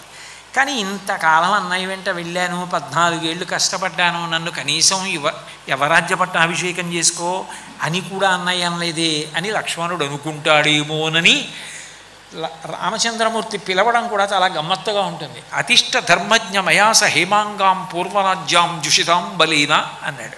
ధర్మజ్ఞ, ధర్మము తెలిసిన్నవాడా, నాతో పాటు యవరాజ్య పట్టాభిషేకం చేసుకో అన్నాడు. అంటే లక్ష్మణస్వామి అన్నాడు, ధర్మం తెలుసున్నవాడా, అండంలోనే ఉంది నీకన్నా పెద్దవాడు భరతుడు ఉన్నాడని. ఆయన అన్నాడు, అన్నయ్య నీతో 14 ఏళ్ళు సేవ చేయడానికి వచ్చానన్నయ్య, నాకు నీ సేవ కావాలి తప్ప పదవులు అక్కర్లేదన్నయ్య, అది పెద్దవాడు భరతుడికి అన్నయ్య అన్నాడు. వాళ్ళిద్దరి యొక్క అన్యోన్యత, వాళ్ళిద్దరి ఆప్యాయత, ఆ అన్నదమ్ముల అనుబంధం అంత గొప్పది. భరత శత్రుఘ్నులు అలాగే ఉంటారు, రామలక్ష్మణులు ఎలా ఉంటారో భరత శత్రుఘ్నులు అలా ఉంటారు. అసలు అయోధ్యకాండ ప్రారంభంలో ఒక శ్లోకం ఉంటుంది, చాలా విచిత్రమైన శ్లోకం. ఎంత విచిత్రంగా ఉంటుందంటే ఏదో అందులో అంటారు, గచ్చతామాతులకలం భరతైన తదానగ శత్రుఘ్నో నిత్యశత్రుఘ్నో నీత ప్రీతి పురస్కృత అంటారు. అంటే అమాయకంగా, నేను ఇది ఎవరిని విమర్శించడానికి చెప్పట్లే, ఒక్కొక్కరు నా దగ్గరికి వస్తూ ఉంటారు, వచ్చి ముందు మాట్లాడడానికి రారు, నేనేదో గోశాలలో అటు ఇటు తిరుగుతుంటే వాళ్ళు తిరుగుతూ ఉంటారు, అంటే ఓహో వీళ్ళు ఏదో ప్రవచనం కోసం వచ్చి ఉంటారని తెలుస్తుంది నాకు. తర్వాత నేనే స్వతంత్రించి ఇట్లా రండి, మీరు ఎక్కడి నుంచి వచ్చారు, దేనికి వచ్చారంటారు. మేము ఫలానా ఊరు నుంచి వచ్చామండి, మిమ్మల్ని తీసుకెడదామని, మిమ్మల్ని ప్రవచనానికి తీసుకెడదాం అనుకుంటున్నానంటారు. నేను భరతుడి దగ్గర శత్రుఘ్నుడిని గాను, మీరు తీసుకెళ్ళిపోతే రావడానికి అంటూ ఉంటాను. అని భరతుడు తీసుకుపోయేట శత్రుఘ్నుడిని. అంటే ఏదో నేను ఎడుతున్నప్పుడు నా పెట్టి తీసుకెళ్ళిపోయినట్టు, నా కలం తీసుకుపోయినట్టు, నా ఉత్తరయం తీసుకుపోయినట్టు, ఇంకా వీలైతే నాకు వేసిన దండ తీసుకుపోయినట్టు ఆయన తనతో పాటు శత్రుఘ్నుడిని తీసుకుపోయాట. అంటే ఇంకా భరతుడు శత్రుఘ్నుడిని తీసుకుపోతాడంతే. వాళ్ళిద్దరి మైత్రి అటువంటిది. అందుకే మహర్షి ఒక అద్భుతమైన మాట అంటారు, భరతస్యాపి శత్రుఘ్నో లక్ష్మణ విరజాహి సహ. లక్ష్మణుడు రాముడు ఎలా ఉంటారో లక్ష్మణుడికి ముందు పుట్టినటువంటి ఆ భరతుడితో శత్రుఘ్నుడు అట్లా కలిసి ఉంటాడట. లక్ష్మణ శత్రుఘ్నులు ఇద్దరూ కూడా సుమిత్రాదేవి పిల్లలు. విచిత్రం ఏంటంటే కౌశల్య ఇంట్లో ఒక ఉయ్యాల రాముడు, కైకమ్మ ఇంట్లో ఒక ఉయ్యాల భరతుడు, సుమిత్ర ఇంట్లో 2 ఉయ్యాలలు లక్ష్మణుడు శత్రుఘ్నుడు. కానీ ఊపడానికి పిల్లలే ఉండరు. ఎందుకంటే సుమిత్ర ఇంట్లో ఓ ఉయ్యాల్లో ఉన్న లక్ష్మణస్వామి కౌశల్య ఇంట్లో రాముడి పక్కన పడుకుని ఉంటాడు. రెండో పిల్లాడు శత్రుఘ్నుడు కైకమ్మ ఇంట్లో భరతుడి పక్కన పడుకుని ఉంటాడు. అయ్యో నాకు 2 పిల్లలు, మా ఇంట్లో కదా ఎక్కువ హడావిడి ఉండాలి, 2 ఉయ్యాలలు ఉండాలి, దశరథుడు ఇక్కడ గడపాలి కదా అని సుమిత్ర అందో. అక్కల పిల్లలతో అంత బాగా గడుపుతున్నారు, చెల్లి పిల్లలతో అంత బాగా గడుపుతున్నారు, నాకు ఇంతకన్నా ఏం కావాలి అని పొంగిపోతుంది. అందుకనే భర్తకి ఇబ్బంది కల్పించకుండా అస్తమానం వాళ్ళిద్దరితో పోతారండి వీళ్ళు, నాకు మాత్రం లేకపోవట్లేదా అందో. ఏది మాట్లాడినా ఎంత బాగా మాట్లాడుతుందో. ఎలా పెట్టారో మహర్షి పేరు సుమిత్ర, అంత మంచి మిత్రురాలట ఆవిడ. అందుకని సుమిత్రాదేవి ఇంట్లో ఎప్పుడూ ఉయ్యాలలు ఖాళీ. ఎందుకంటే శత్రుఘ్నుడు భరతుడి దగ్గరికి వెళ్ళిపోతాడు, లక్ష్మణుడు రాముడి దగ్గరికి వెళ్ళిపోతాడు. అందుకని భరతస్యాపి శత్రుఘ్నో లక్ష్మణ వరజోహిస. ఎంత గొప్పగా కలిసి ఉంటారంటే అట వాళ్ళిద్దరూ కూడా ప్రాణై ప్రియతరో నిత్య. ఇవాళ చాలా ఇష్టం ఉండి ప్రాణాలంటే మళ్ళీ మధ్యాహ్నం 12ంటికి మాత్రం నాకు నా ప్రాణాల మీద పెద్ద ఇష్టం ఉండదండి అని ఎవరైనా అంటారా? ఎప్పుడూ ప్రాణాల మీద ప్రతివాడికి ఇష్టమే. ప్రాణాలు ఎంత ఇష్టమో భరతుడికి శత్రుఘ్నుడంటే అంత ఇష్టంట, అంత సంతోషంగా ఉండేవట. అందుచేత తస్య సాసీత్ తథా ప్రియ, అంత ప్రియంగా వాళ్ళిద్దరూ కలిసి ఉండేవారు. చిత్రం ఏమిటంటే వాళ్ళిద్దరూ కలిసి ఉంటారు, కానీ మళ్ళీ వాళ్ళిద్దరూ కలిసి ఉండి రాముణ్ణి ప్రేమిస్తూ ఉంటారు. వాళ్ళిద్దరికీ ఏం కావాలంటే రాముడు కావాలి. దానికి పెద్ద ఉదాహరణ ఏమిటంటే రాముడు అరణ్యవాసానికి వెళ్ళిపోయిన తర్వాత ఒకసారి భరత శత్రుఘ్నులు ఇద్దరు అంతఃపురంలో గవాక్షంలో కూర్చొని ఉన్నారు. కూర్చొని ఉండగా అక్కడికి మందర వెళ్ళిపోతోంది. మందర వెళ్ళిపోతుంటే దాని గూనికి బంగారు ఆభరణం చేయించింది కైక. ఆ ఆభరణం పెట్టుకుని పట్టుబట్టలు కట్టుకుని హారాలు వేసుకుని వెళ్ళిపోతుంది. వెళ్ళిపోతుంటే అక్కడ ఉన్న రక్షకులు పరిగెత్తుకు వచ్చి శత్రుఘ్నుడితో అన్నారు, అసలు చక్కగా కలకల్లాడుతూ నవ్వులతో సంతోషంగా ఉండే మీ అంతఃపురం ఇవాళ శోక నివాసం అయిపోయింది అంటే దానికి కారణం ఈ మందరే, అక్కరలేని మాటలన్నీ చెప్పింది, దీన్ని శిక్షించండి అన్నారు. శత్రుఘ్నుడికి దాన్ని చూసేటప్పటికి ఎక్కడలేని కోపం వచ్చి కత్తి వరలోంచి బయటికి తీసి దాన్ని పట్టుకుని ఈడ్చేస్తే దాని ఆభరణాలన్నీ కింద పడిపోయి ఆకాశంలో తారల్లా కనబడ్డాయిట. పట్టుకుని ఈడ్చి తీసుకుపోతుంటే అది కైకమ్మ కైకమ్మ కైకమ్మ అని అరిచింది. అంతఃపురకాంతలందరూ భయపడిపోయారు. శత్రుఘ్నుడు ఇంకా ఎంత కోపంతో ఉన్నాడంటే మందరిని చంపేద్దాం అనుకున్నాడు. చాలా ప్రశాంతంగా భరతుడు అన్నాడు, ఇమామపి హతాం కుబ్జాం యది జానాతి రాఘవ త్వాం చ మాం చైవ నాభిభాషిష్యతే ధ్రువం అన్నాడు. ఏమయ్యా, నీకన్నా కష్టం నాకన్నా కష్టం రాముడిది, ధర్మాత్ముడు, అటువంటి వాడికి రాజ్యం పోయింది. ఆయనే ఒక స్త్రీని కారణం చేసి చంపడం ఏమిటని మందరిని చంపకుండా వెళ్ళిపోయాడు. అన్నయ్య మీద భక్తితో మనం ఈవిడ్ని చంపేశామని తెలిసిందనుకో, అన్నయ్య అంటే నేను చెయ్యని పని మీరు చేస్తారా అని మన ఇద్దరిని ఇలా చూసి భరత శత్రుఘ్న అని ఎదురొచ్చి కౌగిలించుకోడు, ముఖం ఇలా తిప్పుకుంటాడు. మనం అట్టెడితే ఇటు తిప్పుకుంటాడు. ఇష్టమా? అలా అయితే చంపి మందరను అన్నాడు. దీని చావు ఎవడకి కావాలి? రాముడి ప్రసన్నత్వం కావాలి కానీ అని మందరను వదిలేశాడు. అంటే వాళ్ళిద్దరికీ ఏం కావాలంటే రాముడు కావాలి. భరతుడి హృదయం పరిశీలించాలనుకున్నాడు భరద్వాజ మహర్షి అయోధ్యకాండలో. సైన్యంతో వస్తుంటే పెద్ద రాజభవనాన్ని నిర్మించి విశ్రాంతి తీసుకోమని పరివారం అంతటితోటి భరతుడిని అందులో ప్రవేశపెట్టాడు. బ్రహ్మాండమైన సింహాసనం, మిగిలిన వాళ్ళందరూ కూర్చోవడానికి ఆసనాలు ఉన్నాయి. నిజానికి భరతుడు ఎక్కడ కూర్చోవాలి? వెళ్ళి ఆ ఆసనం మీద కూర్చోవాలి. భరతుడు ఏం చేశాడంటే చూస్తున్నాడు భరద్వాజుడు దివ్య దృష్టితో, ఏం చేస్తాడు, రాజ్యం మీద మమకారం ఉందా, కూర్చుంటాడా అని.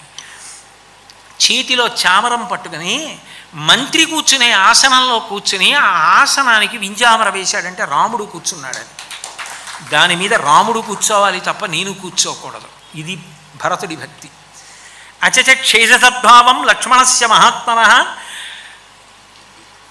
శత్రుఘ్నో నిత్యశత్రుఘ్నో. అందులో ఎంత గొప్ప మాట అంటారంటే మహర్షి, అచచ క్షేదసద్భావం లక్ష్మణస్య మహాత్మనః భరతాయ అప్రమేయాయ గుహో గహనగోచరః. రాముడు లక్ష్మణస్వామితో సీతమ్మతో అరణ్యవాసానికి వెళ్ళిపోయాడు. గుహుడి దగ్గర పడుకుని లేచి వెళ్ళిపోయాడు. ఆవిడ చీరకి అంటుకున్నటువంటి పట్టుదారాలు ఇలాగే ఎలా వచ్చాయో అలాగే అరటి పట్టలకి పట్టుకున్నాయి. పట్టుకుంటే ఆ తర్వాత అక్కడికి భరతుడు వచ్చాడు. ఆ పడుకున్న చెయ్యి చూశాడు. అయ్యో, మా వదిన పట్టు దారాలు అంటుకున్నాయంటే ఇక్కడ పడుకుందా మా వదిన అని ఏడ్చాడు. లక్ష్మణస్వామి గురించి భరతుడికి తెలుసా, గుహుడికి తెలుసా? భరతుడికే తెలుసు, కలిసి పుట్టి పెరిగిన వాళ్ళు. గుహుడు అసలు లక్ష్మణుడు ఎంత గొప్పవాడో తెలుసా, ఎంత అనుగమిస్తాడో తెలుసా, రాముడంటే ఎంత ప్రేమో తెలుసా, పడుకోమంటే పడుకోలేదు తెలుసా అని చెప్పేస్తున్నాడు. నీ మొహం నీకు తెలుసా, నాకు తెలుసా, నాకు చెప్తాయేంటి లక్ష్మణుడి గురించి అని కదా అనాలి భరతుడు. అనలేదుట. అచచ క్షేదసద్భావం లక్ష్మణస్య మహాత్మనః భరతాయ అప్రమేయాయ గుహో గహనగోచరః. అరణ్యంలో తిరిగేవాడు గుహుడు. ఒక్క రాత్రి గడిపాడు అక్కడ. అటువంటి వాడు లక్ష్మణుడి గురించి చెప్తుంటే ఎంత అదృష్టవంతుడో, నా తమ్ముడు రాముడితో అలా వెళ్ళాడని అట్లా విని ఆనందపడిపోయాట. అంటే భరతుడు ఎంత గొప్పవాడు అన్నదానికి అది ప్రతీక. లోకంలో ఏ అన్నదమ్ములైనా ఆస్తి కోసం అన్నయ్య నీకు ఎకరం ఎక్కువ వచ్చేసిందనో లేకపోతే నీకో 10,000 ఎక్కువ వచ్చేసిందనో దెబ్బలాడుకున్న వాళ్ళు ఉంటారు. రాజ్యం నీకెళ్ళాలంటే రాజ్యం నీకెళ్ళాలని దెబ్బలాడుకున్న వాళ్ళు లోకంలో ఎక్కడైనా ఉంటే రాముడు భరతుడు వాళ్ళిద్దరే ఉన్నారు. అంత దెబ్బలాడుకున్న తర్వాత, దెబ్బలాడుకోవడం అంటే ఇద్దరు వాదించుకున్న తర్వాత ధర్మం కోసం, చిట్ట చివరికి వశిష్ఠ మహర్షికి తెలుసు రాముడు రాడు, తండ్రి మాటకి కట్టుబడి ఉంటాడు, తండ్రి ఇప్పుడు లేడు వెనక్కి తీయడానికి, 14 ఏళ్ళు పోయాకే వస్తాడని. అందుకని ఆయన వెడుతున్నప్పుడే స్వర్ణపాదుకలు పట్టుకెళ్ళాడు. వశిష్ఠుడి సూచన మేరకి, అన్నయ్య ఈ పాదుకల మీద నీవు ఒక్కసారి ఎక్కి దిగిపో, నువ్వు అక్కర్లేదన్నయ్య, నువ్వు తొడుక్కు విప్పిన చెప్పులు రాజ్య పరిపాలన చేస్తాయి, వాటిని సింహాసనం మీద పెట్టి చామరం వేసి రాజప్రతినిధిగా పరిపాలిస్తా, 14 ఏళ్ళు అయిపోయాక నువ్వు కనపడకపోతే మాత్రం ప్రాయోపవేశం చేస్తానన్నాడు. రాముడు ఆ పాదుకల మీద ఎక్కి దిగాడు. తత శిరసి కృత్వాతూ పాదుకే భరతస్తదా ఆరురోహ రథం మృష్ట్వా శత్రుఘ్నేన సమన్వితః. ఆ పాదుకల్ని చేతులతో పట్టుకెళ్ళలేదట, మా అన్నగారు ఎక్కి దిగిన పాదుకలు. ఈ పాదుకలు సామ్రాట్, ఇవే రాజు అని వాటిని తల మీద పెట్టుకున్నట్ట. తత శిరసి కృత్వాతూ పాదుకే పరధస్తదా ఆరురోహ రథం మృష్ట్వా శత్రుఘ్నేన సమన్వితః. అంటే అసలు ఆయనకి ఎంత భక్తి రామచంద్రమూర్తి మీద ఉంటుందో చూడండి. ఆఖరికి రాముడు తిరిగి వచ్చేస్తే భరతుడు చెప్పిన మొట్టమొదటి మాట, పూజితా మామికా మాతా దత్తం రాజ్యమిదం మమ తద్దదామి పునస్తుభ్యం యథాత్వమదదామమ. యుద్ధకాండ. అన్నయ్య, మా అమ్మ ఆనాడు నాన్నగారిని వరం అడిగిందని నువ్వు 14 ఏళ్ళు అరణ్యవాసానికి వెళ్ళి రాజ్యాన్ని న్యాసంగా నాకు అప్పగచెప్పావు. ఎద్దు మొయ్యవలసిన బరువు దూడ మొయ్యలేదు. ఈ రాజ్యాన్ని నీకు యథాతథంగా అప్పచెప్పేస్తున్నాను. అన్నయ్య, రాజ్యం నువ్వే పరిపాలించు. యావదావర్తతే చక్రం యావతీచ వసుంధర తావత్వమిహ సర్వత్వం స్వామిత్వం అనువర్తయ. ఎంతకాలము ఈ జ్యోతిశ్చక్రం ఉంటుందో అంతకాలము అన్నయ్య ఈ భూమికి నువ్వే రాజువి అని చెప్పి అన్నయ్యకి రాజ్యం అప్పజెప్పేసి ఆనందపడిపోయినటువంటి వాడు భరతుడు. అన్నగారు నందిగ్రామం నుంచి అయోధ్యకి రథంలో వెడుతుంటే భరతుడు పగ్గాలు పట్టాడు, శత్రుఘ్నుడు పైన గొడుగు పట్టాడు, లక్ష్మణుడు చామరం వేస్తున్నాడు, విభీషణుడు చామరం వేస్తున్నాడు. ఇద్దరు ఉత్తరీయంతో కళ్ళు తుడుచుకున్నారు. ఎవరంటే విభీషణుడు, సుగ్రీవుడు. విభీషణుడు అనుకున్నాడు, మేము ముగ్గురం బ్రహ్మగారి గురించి తపస్సు చేశాం, అనితర సాధ్యమైన తపస్సు చేస్తే బ్రహ్మగారు ప్రత్యక్షమై వరాలు ఇచ్చారు. దేవతలందరినీ అలా నిలబెట్టాడు మా అన్న రావణాసురుడు. ఏడి ఇవాళ ఆ అన్నకి కుంభకర్ణుడికి వ్యతిరేకంగా పనిచేసి 2 అన్నలు పడిపోవడానికి కారణమయ్యాను. మేము ఇలా ముగ్గురం కలిసి నిలబడగలిగి ఉంటే జీవితంలో ఎంత బాగుండేదో. బతికున్న నాళ్ళు కొట్టుకున్నాం, వెళ్ళిపోయిన తర్వాత ఒక్కడిని మిగిలేను. వాళ్ళు 4 అంత ప్రేమగానూ ఉన్నారు. విభీషణుడు అలా ఏడ్చాడు. సుగ్రీవుడు మా అన్న వాలి గొప్ప వరం పొందినవాడు, ఆయన బలానికి తిరుగులేదు, అలాంటి వాణ్ణి రామచంద్రమూర్తిని తీసుకెళ్ళి ఒక్క బాణంతో పడగొట్టించాను. ఆ వాలి మరణించాడు, రాజ్యం స్వీకరించాను. నేను మా అన్నయ్య కూడా ఇలా కలిసి ఉంటే, వాలి సుగ్రీవులం ఇద్దరం కలిసి నిలబడి ఉంటే ఎంత బాగుండేదో. అన్నయ్య పడిపోవడానికి నేను కారణమయ్యానని సుగ్రీవుడు ఇచ్చాడు. కలిసి ఉన్నన్నాళ్ళు దెబ్బలాడుకోవడం, మరణించిన తర్వాత ఏడవడం, దేనికి ఆ జన్మకి? కలిసి ఉన్నన్నాళ్ళు కలిసి ఉన్న అన్నదమ్ములు ఎవరో వాళ్ళు ధన్యాత్ములు. అన్నయ్య అని తమ్ముడు పిలిచినది, అందులో ఒక వయసు వచ్చిన తర్వాత ఎంతమందిలో ఉన్న అన్నయ్య అని తమ్ముడు వచ్చి చేతులు పట్టుకోవడం, ప్రేమతో అన్నయ్యని కౌగిలించుకోవడం, ఎప్పుడొచ్చావురా అని ప్రేమగా తమ్ముడి చెయ్యి అన్నగారు పట్టుకుని నడిచి వెడుతుంటే కన్నులకు ఉపవాసం తీరిపోయినంత ఆనందంగా ఉంటుంది. ఆ అన్నదమ్ములు అక్క చెల్లెళ్ళు ఎంత గొప్ప అనుబంధాలండి అవి. అది భగవంతుడు పెట్టిన అనుబంధం, అది మళ్ళీ రమ్మంటే వస్తుందా? అటువంటి అనుబంధాలు వదులుకుని దెబ్బలాడుకోవడం ఎంత హేయమైనటువంటి విషయం నిజంగా. కాబట్టి ఆ రామలక్ష్మణ భరత శత్రుఘ్నుల యొక్క ప్రేమ అంత గొప్పగా ఉండేది. రామాయణము మానవీయ సంబంధములు అంటే 8-5 అయింది, ఏం చెప్పను నేను. కాబట్టి అంత అద్భుతమైనటువంటి అనుబంధాలు, దాంపత్యమైన వాళ్ళే, అన్నదమ్ములైన వాళ్ళే, ఆఖరికి తల్లిదండ్రులు అంటే ఎంత ప్రాణం నిజంగా మహానుభావుడికి. దశరథ మహారాజు గారి గురించి, కౌసల్య గురించి, సుమిత్ర కైకేయుల గురించి మాట్లాడుతూ రాముడు ఒక మాట అంటాడు, నా సుప్రతికరం తత్తు మాత్రా పిత్రాచ యత్కృతం అంటాడు. ఈ లోకంలో ఎవరు చేసిన దానికైనా ప్రత్యుపకారము చేయవచ్చుగాక, తల్లిదండ్రులు చేసిన దానికి ప్రత్యుపకారము చేయగలిగిన వాడు లేడు. He who says thanks to his father, mother and wife is the biggest fool on the face of the earth అని రాశారు వాకాటి పాండురంగారు మరోసారి. తల్లికి తండ్రికి కృతజ్ఞత ఏమిటి? ఏమిచ్చి కృతజ్ఞత చెప్తావు? నీ వంశాన్ని నిలబెట్టి ఆమె ఎవరో తెలియకపోయినా నీతో కలిసి జీవితాన్ని పంచుకుని నీ చేతులలో తాను వెళ్ళిపోవాలని కోరుకునే ఆ ఇల్లాలికి నువ్వు ఎలా థ్యాంక్స్ చెప్తావు? పురుషుడు అనలేడు ఆ మాట, కానీ ఆమె అంటుంది, నాకంటూ కోరిక మీ చేతుల్లో పసుపు కుంకాలతో వెళ్ళిపోవాలంటుంది. అది ఈ జాతి సంస్కార వైభవం. ఆమెకి ఏం థ్యాంక్స్ చెప్తావు నువ్వు? అంత గొప్ప భార్య, అటువంటి తల్లిదండ్రులు. నా సప్రతికరం తత్తు మాత్రా పిత్రాచ యత్కృతం, వాళ్ళకి మళ్ళీ ప్రత్యుపకారం చెయ్యగలదని నేను అనుకోవట్లేదంటాడు రాముడు. వాళ్ళకి ఏది చేసినా శుశ్రూష తక్కువే, అంతకన్నా నేను చేయలేనంటాడు.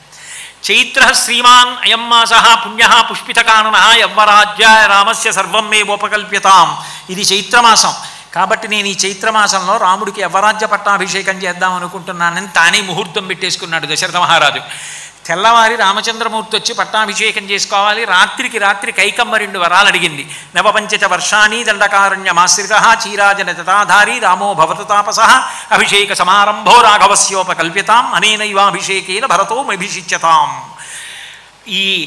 ఇదే ముహూర్తానికి 14 సంవత్సరాలు అరణ్యవాసానికి రాముడు వెళ్ళిపోవాలి. ఇదే ముహూర్తానికి భరతుడికి పట్టాభిషేకం జరగాలంది. మొదలు నరికిన చెట్టు ఎలా పడిపోతుందో అలా పడిపోయాడు దశరథుడు. దశరథుడు పొందిన వేదన అంతా ఇంత కాదు. నిజానికి రాముడు దశరథుడిని చూడ్డానికి వెళ్ళాడు. అంత దస్సిపోయి ముందు రోజు రాత్రి ఎన్ని మాటలు స్పృహ తప్పిపోయాడు, పడిపోయి ఉన్నాడు దశరథుడు. ఆశ్చర్యపోయాడు రాముడు. అమ్మా ఎందుకు నాన్నగారు అలా ఉన్నారని అడిగాడు.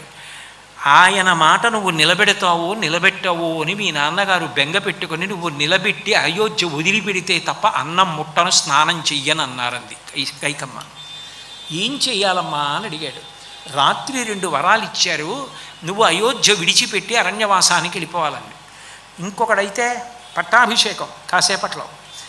ఎంత బెంగ పెట్టుకుంటాడు ఆయన. చాలా ప్రశాంతంగా అన్నాడు, నాహమద్ధపరో దేవి లోకమా వస్తుముత్సహే విద్ధిమాం ఋషిభి తుల్యం కేవలం ధర్మమాస్థితం. అమ్మా నేను ఋషినమ్మా, నాకు ధర్మం కావాలమ్మా, అర్ధకామాలు కాదు. తండ్రి గారు చెప్పిన మాట విన్నవాడిది పుత్రధర్మం, ఆయన చెప్పినది వింటాను తప్ప రాజ్యం కోసం కాదమ్మా. అమ్మా భరతుడికి రాజ్యం కోసం నా 14 ఏళ్ల అరణ్యవాసానికి వరం అడిగావా? నువ్వు పిలిచి వెళ్ళమంటే నేను వెళ్ళనా అమ్మా అని ప్రదక్షిణం చేసి వెళ్ళిపోయాడు పట్టాభిషేక సామాగ్రికి.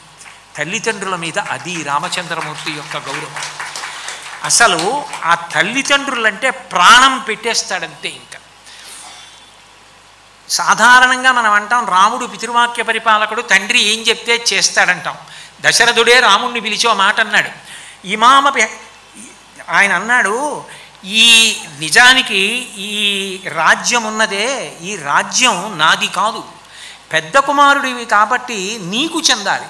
అహం రాఘవకైకయ్యా వరదానేన మోహిత అయోధ్యాయా త్వమేవాద్య భవరాజా నిగృహ్యమాం.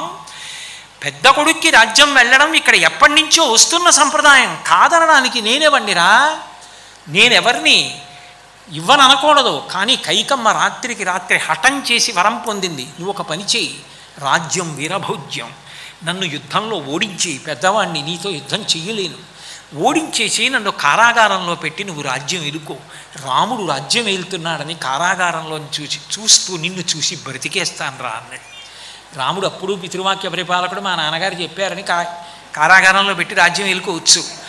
నాన్నగారు 14 సంవత్సరాలు ఎంతలో తిరిగిపోతాయండి, ఇట్టే తిరిగి వస్తాను, మీ మాట నిలబడాలి నాన్నగారు, మీరన్న మాట నిజం కాని నాడు, మిమ్మల్ని సత్యవాక్యమునందు నిలబెట్టని నాడు నా కొడుకుతనం దీనికి, నా పుత్రధర్మం ఏమైపోతుంది, వద్దు నాన్నగారు అన్నాడు. నిజంగా ఆయన యొక్క ప్రేమ, ఆ తల్లిదండ్రుల్ని చూస్తే రాముడు చూపించేటటువంటి ప్రేమ, ఎన్ని విశేషాలు. ఇలా ఉంటుందా తల్లిదండ్రులంటే, ఇలా ఉంటారా కొడుకంటే అని మనకి ఆశ్చర్యం వేస్తుంది. అన్నిటికన్నా చిట్ట చివర, అంటే ఇవన్నీ నేను పూర్తి చేశానని కాదు సుమండి, ఒక్కొక్క దానికి 3 నెలలు అంటే 4ంటికి ఏడాది మీ దగ్గర ఉన్నట్టే చెప్పేసినట్టే. రామ రామ రామ సహస్రనామ తత్తుల్యం రామనామ వరానని. కాబట్టి చిట్ట చివరిగా ఒక్క విషయాన్ని చెప్పకపోతే మర్యాద కాదు. ఎందుకనంటే పవమానాసుతుడు పట్టు పాదారావిందములకు నీనామా రూపములకు జయా జయమంగళం నిత్య శుభమంగళం. హనుమ గురించి ప్రస్తావన చేయకపోతే రామాయణం ఏమిటి? ఇంకా రామాయణ మహామాలారత్నం వందే అనిలాత్మజం. రామాయణ మహామాలకు రత్నమైన ఆయన లాంటి భృత్యుడు ఉండడు. ఒక్కొక్క చోట ఉద్యోగం చేసేటప్పుడు అధికారి కన్నా ఉద్యోగి ఎక్కువ తెలివైన వాడు అవుతాడు, ఎక్కువ శక్తివంతుడు అవుతాడు. అయినా కూడా మర్యాద ఏమిటంటే ఆ కుర్చీకి గౌరవం ఇవ్వాలి.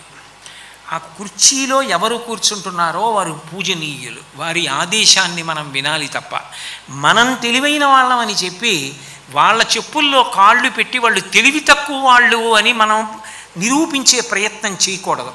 అటువంటి ఉద్యోగి ఎవరి దగ్గర ఉంటాడో ఆ రాజు సుఖపడతాడు, ఆ రాజు కార్యాన్ని సాధించగలడు. తెలివైన వాడైన కారణం చేత ప్రభువుని ధిక్కరించేవాడు అనుకోండి, ఆ ప్రభువు సంతోషపడలేడు. నిజానికి మీరు చూడండి, రామాయణంలో అత్యంత కీలక ఘట్టం ఏమిటంటే దక్షిణ దిక్కుకి సీతమ్మ అపహరింపబడిందని సుగ్రీవుడికి తెలుసు.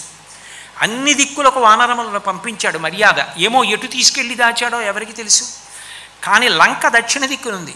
పంపించేటప్పుడు దక్షిణ దిక్కుకు వెళ్ళే వానరులకు అంగదుడు యువరాజు కాబట్టి నాయకుడిగా నిర్ణయించాడు. దక్షిణ దిక్కుని వెతకడానికి వెళ్ళిపోతున్నారు. ఒక్క ఆంజనేయ స్వామిని వెనక్కి పిలిచాడు సుగ్రీవుడు.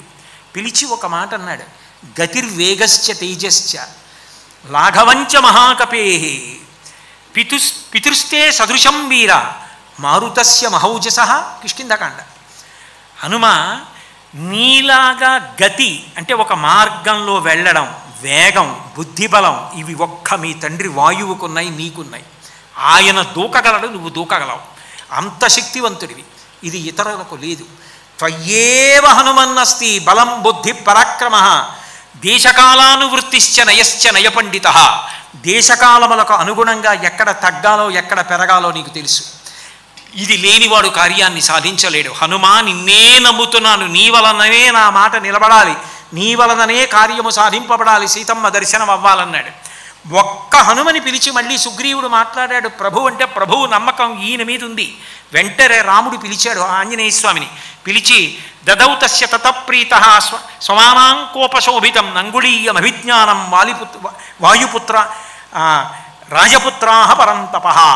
రామచంద్రమూర్తి తన అంగుళీయం అభిజ్ఞానం రాజముద్ర శ్రీరామ అని వ్రాయబడిన ఉంగరాన్ని తీసి హనుమ చేతికి ఇచ్చి దీన్ని అభిజ్ఞానం గుర్తుగా తీసుకెళ్ళి సీతమ్మకి ఇమ్మన్నారు. అంటే అసలు ముందు ఎంత తెలివైన వాడు, ఎంత బలవంతుడైనా మృత్యుడికి వశపడి ఉండాలి. ఎప్పుడూ కూడా సంస్థ గౌరవాన్ని, సంస్థ అధినేత గౌరవాన్ని ఆలోచించాలి. మీరు సుందరకాండలో చూడండి, హనుమ 1కి 10 మాటలు అంటారు. భూతాశ్చాత్తా విపద్యంతే దేశకాల విరోధిత అర్ధాంతరే బుద్ధిర్ నిశ్చితాపి నిశోభతే ఘాతయంతి కార్యాణి దూతాహ పండితమానినః అంటారు. నేను పండితుణ్ణి, నేను బలవంతుణ్ణి, నేను పరాక్రమవంతుణ్ణని అతిశయాన్ని పొందినటువంటి వ్యక్తి ఎప్పుడూ ఏది సాధించలేడు. దేశకాలములకు అనుగుణంగా అవసరమైతే ప్రభువు యొక్క గౌరవాన్ని నిలబెట్టడానికి తనను తాను తగ్గించుకు ప్రవర్తించడం వచ్చిన వాడే ప్రభు కార్యాన్ని సాధించగలడు. అందుకే అంత గొప్ప శక్తివంతుడు సూర్య